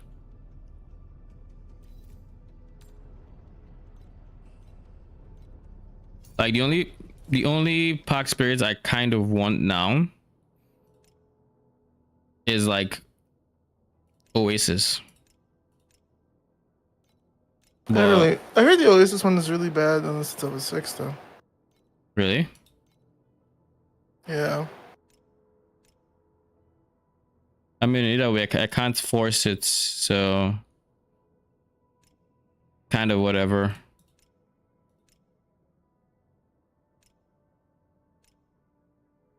There isn't any way to force it, but my guess is next season it's going to be there for SS, this Supreme Showdown. I would love Cube, I think, reflecting on it. I can see myself just trying to Gamba later. Yeah. Just like get 2 invitations and click the button for greed. Apparently you can even greed ×2 now. Did you know that? You can greed ×4 now. Jesus. You can actually get to ×8. If you take enough points on the tree, you can grid multiple times. Like grid becomes ×2, you grid again ×4, grid again ×8, and that's the last one. So yeah, you can get up to ×8. Big gamba, big reward. You know. Say less. Man said say less.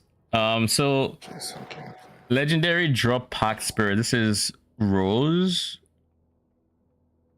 Monument Knight, which is Athena. Rose's Cube. Missville is Orphan. Alice.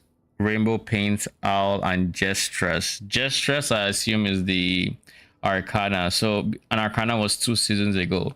So I do assume they're going to be adding the season mechanic pets 2 seasons later. So like I can expect Oasis next season, which is not bad. That means I want to get as many tokens as I can. Maybe not 100, because I don't see myself getting to SS20, but just as high as possible. And speaking of brother in Christ, you're not gonna just try to do Supreme Showdown. She said my client is outdated. Okay, well, just get end stream there. The last bit of dot damage. All right, guys. Thanks for stopping by. Appreciate y'all. I will be back tomorrow. I'm not sure what I'm going to stream tomorrow. Honestly, probably PoE. There's a very healthy chance we stream to PoE tomorrow, because I do want to start getting that build up and running. Even if, but there's actually there's two parts to it. I want to get the build up and running, but I don't want to get the build up and running. And the reason I don't want to get it up and running is because if I get it up and running and I'm not actively playing PoE, I might feel like I have done the build, and I'd be less incentivized to actually play the build. Whereas me having things that I want to do for the build means if I actually delay to the point where I would have more time for PoE, then I'd be more inclined to play it or play the build more, you know. So we'll see. There's still a healthy chance tomorrow stream is PoE, but we'll have to see how I feel tomorrow. But yeah. Thanks for stopping by.